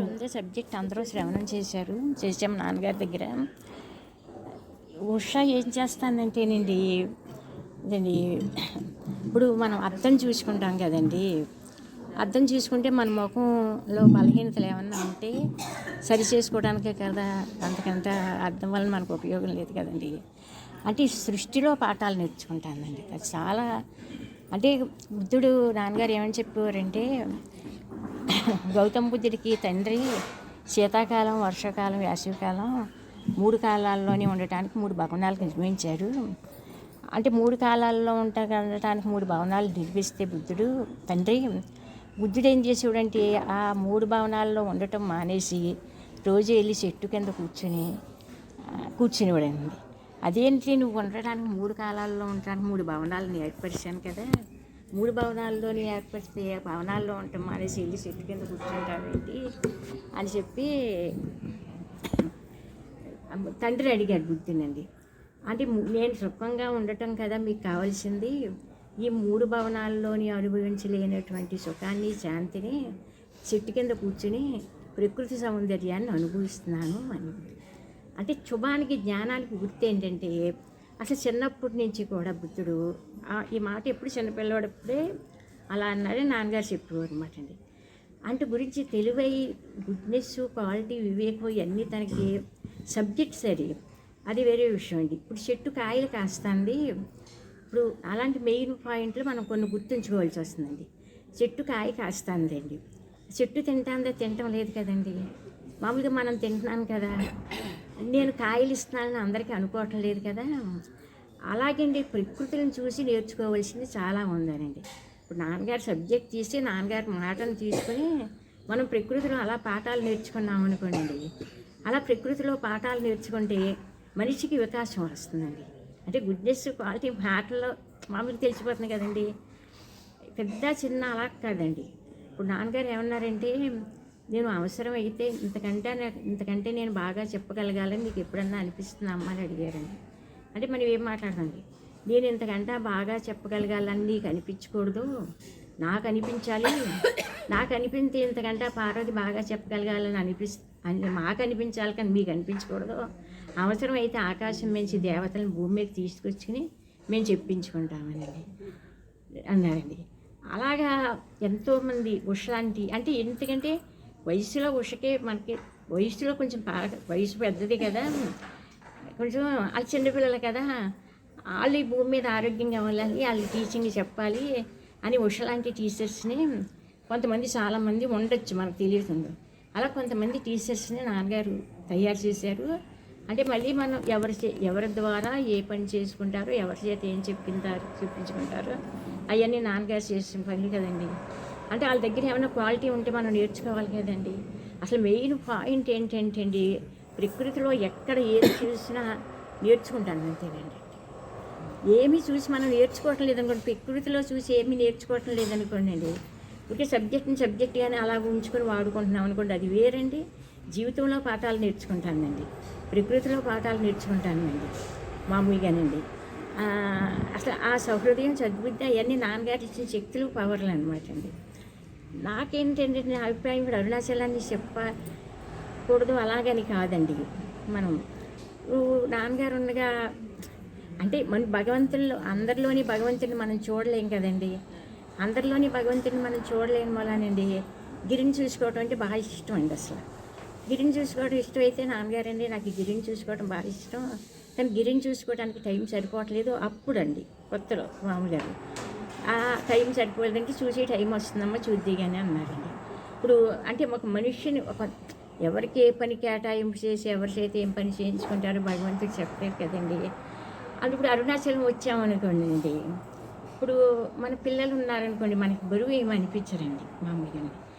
మళ్ళీ మనవలు ఉన్నారనుకోండి వాళ్ళని పెంచమని మనకు అప్పచెప్పారనుకోండి, వాళ్ళని పెంచమని మనకు అప్పచెప్పేసరికి మనకి ఏమనిపిస్తుందంటే వాళ్ళ అమ్మ వచ్చేసరికి, బాబు నీ పిల్లలు నువ్వు చూసుకో, ఈ పిల్లలందరూ నీకు సంబంధించిన వాళ్ళు నాకు సంబంధించిన వాళ్ళు కాదు, నేను ఫ్రీగా ఉంటాను, హ్యాపీగా ఉంటాను అన్నట్టండి.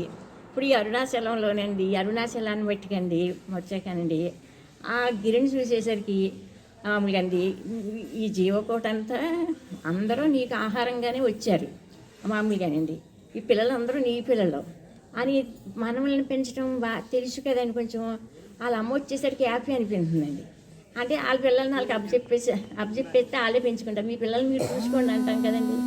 అలాగే నీ పిల్లల్ని నువ్వు చూసుకో బాబు, నేను ఏకాంతంగా ఉండి కొంచెం నేను చూసుకుంటూ కొంచెం ప్రశాంతంగా ఉంటాను ఈ అరుణాచలంలోని ఇదిగో ఉష లాంటి టీచర్స్ వీళ్ళు చిన్న వయసులో చిన్నవాళ్ళు కదండి, కొంచెం చురుకు యాక్టు బాగా చెప్పగలరు కూడానండి. కొంచెం అన్ని పవర్స్ ఇప్పుడు రిటైర్ అయిపోయిన సర్వీస్ మందండి మామూలుగానండి. రిటైర్ అయిన మేస్టర్ని పట్టుకుంటే ఎలా ఉంటుందండి మామూలుగా అండి, అటు యవ్వనంలో ఉన్న వాళ్ళని పట్టుకుంటే ఎలా ఉంటుందండి. అలా ఉషలాంటి టీచర్స్ అందరికీ కూడానండి ఆ భగవంతుని ఆయుష్ ఇచ్చి ఆరోగ్యం ఇచ్చి వాళ్ళందరి చేత చెప్పించుకుంటే మనం చూసి ఆనందించే స్థాయికి ఉండాలని చెప్పి ఆ దృష్టితో అమ్మ విషయం నేను ఇందాక అంటాం మీ అందరూ అంతే కొంతకాలం అంటే వయసు నువ్వన్నట్టు ఆయుష్ చెప్పలేము, అది వేరే విషయం, ఎవరికి ఏ టైం లేదండి. అలాగండి ఇప్పుడు టీచింగ్ ఇలాంటి వాళ్ళందరూ లాంటి వాళ్ళందరూ టీచ్ చేసి ఆయన ద్వారా చెప్పించుకుంటాడు భగవంతుడండి. అనుగ్రహం ప్రేమ ఆయనదేనండి. ఇప్పుడు ఉష ఉందనుకోండి అండి, ఉష ద్వారా అనుగ్రహం ప్రేమను అందించుకుంటాడు అనమాట. అందు గురించి ఉషలో ఉన్న గుడ్నెస్కి క్వాలిటీకి నువ్వు ఈ సృష్టిని ప్రకృతిని చూసండి చాలా పాఠాలు నేర్చుకుంటానండి. అసలు సబ్జెక్ట్ అంతా అది ఎందుకంటే అదంతా శాస్త్రానుభవం కంటే జీవితానుభవం ఎక్కువ అండి. జీవితానుభవంలోనే ఒక స్ట్రెంత్ హెల్త్ బలం వచ్చేస్తుందండి. అంటే స్వామి వివేకానంద చెప్పింది ఏంటంటే కంచంలో అన్నం పెట్టుకుని మనం తిన్నాక ముద్దలు లెక్క పెట్టుకోవటం లేదు కదండి మామూలుగా. అలా ముద్దలు లెక్క పెట్టుకోవటం లేదండి. ఎవరన్నా భోజనం చేశారంటే భోజనం చేశామని సమాధానం ఒక్కటే చెప్తామండి. అలా తన జీవితంలో నుండి దాని ఉపాధిదారు ద్వారా ఏదైతే భగవంతుడు చేయిస్తున్నాడో ఆ చేసింది లెక్క పెట్టుకోకుండా చేసేవాళ్ళు కూడా ఉంటున్నారండి. అదండి, ఎవరి చేత భగవంతుడు ఏం చేయించుకుంటాడో తెలియదండి. అందు గురించి ఏంటంటే ఆ అక్కడ ఏమో చూస్తే నాన్నగారు ఉన్నారు, అక్కడ చూస్తే ఆయన ఉన్నారు. వీళ్ళని అందరినీ టీచర్స్ కింద తయారు చేసుకున్నారు కదా. నేను జిన్నూరులో కూడా లక్ష్మితో అదే చెప్తాను. అంటే దూరానికి వచ్చిన వాళ్ళందరి చేత చెప్పించండి. ఎవరైనా వాళ్ళు రాలేదనుకోండి, వాళ్ళు చిన్న చిన్న ఫంక్షన్కి అంటే ఎందుకంటే మనకి దానికి వాళ్ళకి కొంచెం చదువు ఉంటుందండి, బయట జనరల్ నాలెడ్జ్ కూడా ఉంటుందండి, అన్నీ ఉన్నాయన్నమాట అండి. మనకు ఒకటి ఉంటే ఒకటి ఉండదు కదండి. ఎవరో ఒకళ్ళు రాలేనప్పుడు ఏదైనా అవసరం అయితే 1 గంట అలా చెప్తానండి అని చెప్పి అందుకు ఏంటంటే వచ్చి చాలా సంతోషమమ్మా, థ్యాంక్స్ నీకు చెప్దామని. అందుకే చిన్న అని ఎందుకంటే వయసులో చురుకు యాక్టు పని చేయటం అవన్నీ భగవంతుడు చేసిన వాళ్ళండి. తర్వాత కొంతమంది భక్తులు ఏమన్నారంటే అండి, నాన్నగారు ఉన్నప్పుడే అంటే మరి తల్లి ఎప్పుడు పెద్దోళ్ళనే పెంచుతా ఉంటే ఎలా ఉంటుందండి? వెనక ముందు పెళ్తే వెనకాల పుట్టిన పిల్లల్ని ముందు పుట్టిన పిల్లలకి అన్నం పెట్టుకుంటుందండి, వెనకాల పుట్టిన పిల్లలకి పాలు పెంచుకుంటూ వాళ్ళని పెద్దగా తయారు చేసుకోవాలి కదండి. అదేసండి నాన్నగారికి కొత్త భక్తులు వచ్చాక పాత భక్తులను విడిచిపెట్టేశారు, వదిలేశారు, పట్టించుకోవడం లేదండి. ఏ మురుగు కాలంలోకి ఏమీ గంటలేదు పాత భక్తుల్ని. నాన్నగారు పాత భక్తులు అందరికీ సముద్రానికి దారి చూపించారు, వాళ్ళని కూడా సముద్రానికి దారి చూపించారు. వదిలేయటం అంటే ఏంటి? నదులన్నీ వెళ్ళి ఎక్కడికి వెళ్తున్నాయి? సముద్రంలో కలిపిస్తున్నాయి. అంతే వీడికి ఆ సముద్రాన్ని దారి చూపించారు, అది వెళ్ళి సముద్రంలో కలిపింది. అంతవరకు నాన్నగారు పెద్ద లేదు చిన్న లేదు ఎవరిని వదిలిపెట్టరని చెప్పానమ్మా. చాలా బాగుంది, చాలా బాగుంది. సరే అందరికీ భోజనాల టైం అయింది అంటే మాకు వచ్చి అడిగినందుకే 4 మాటలకే చెప్పాలి.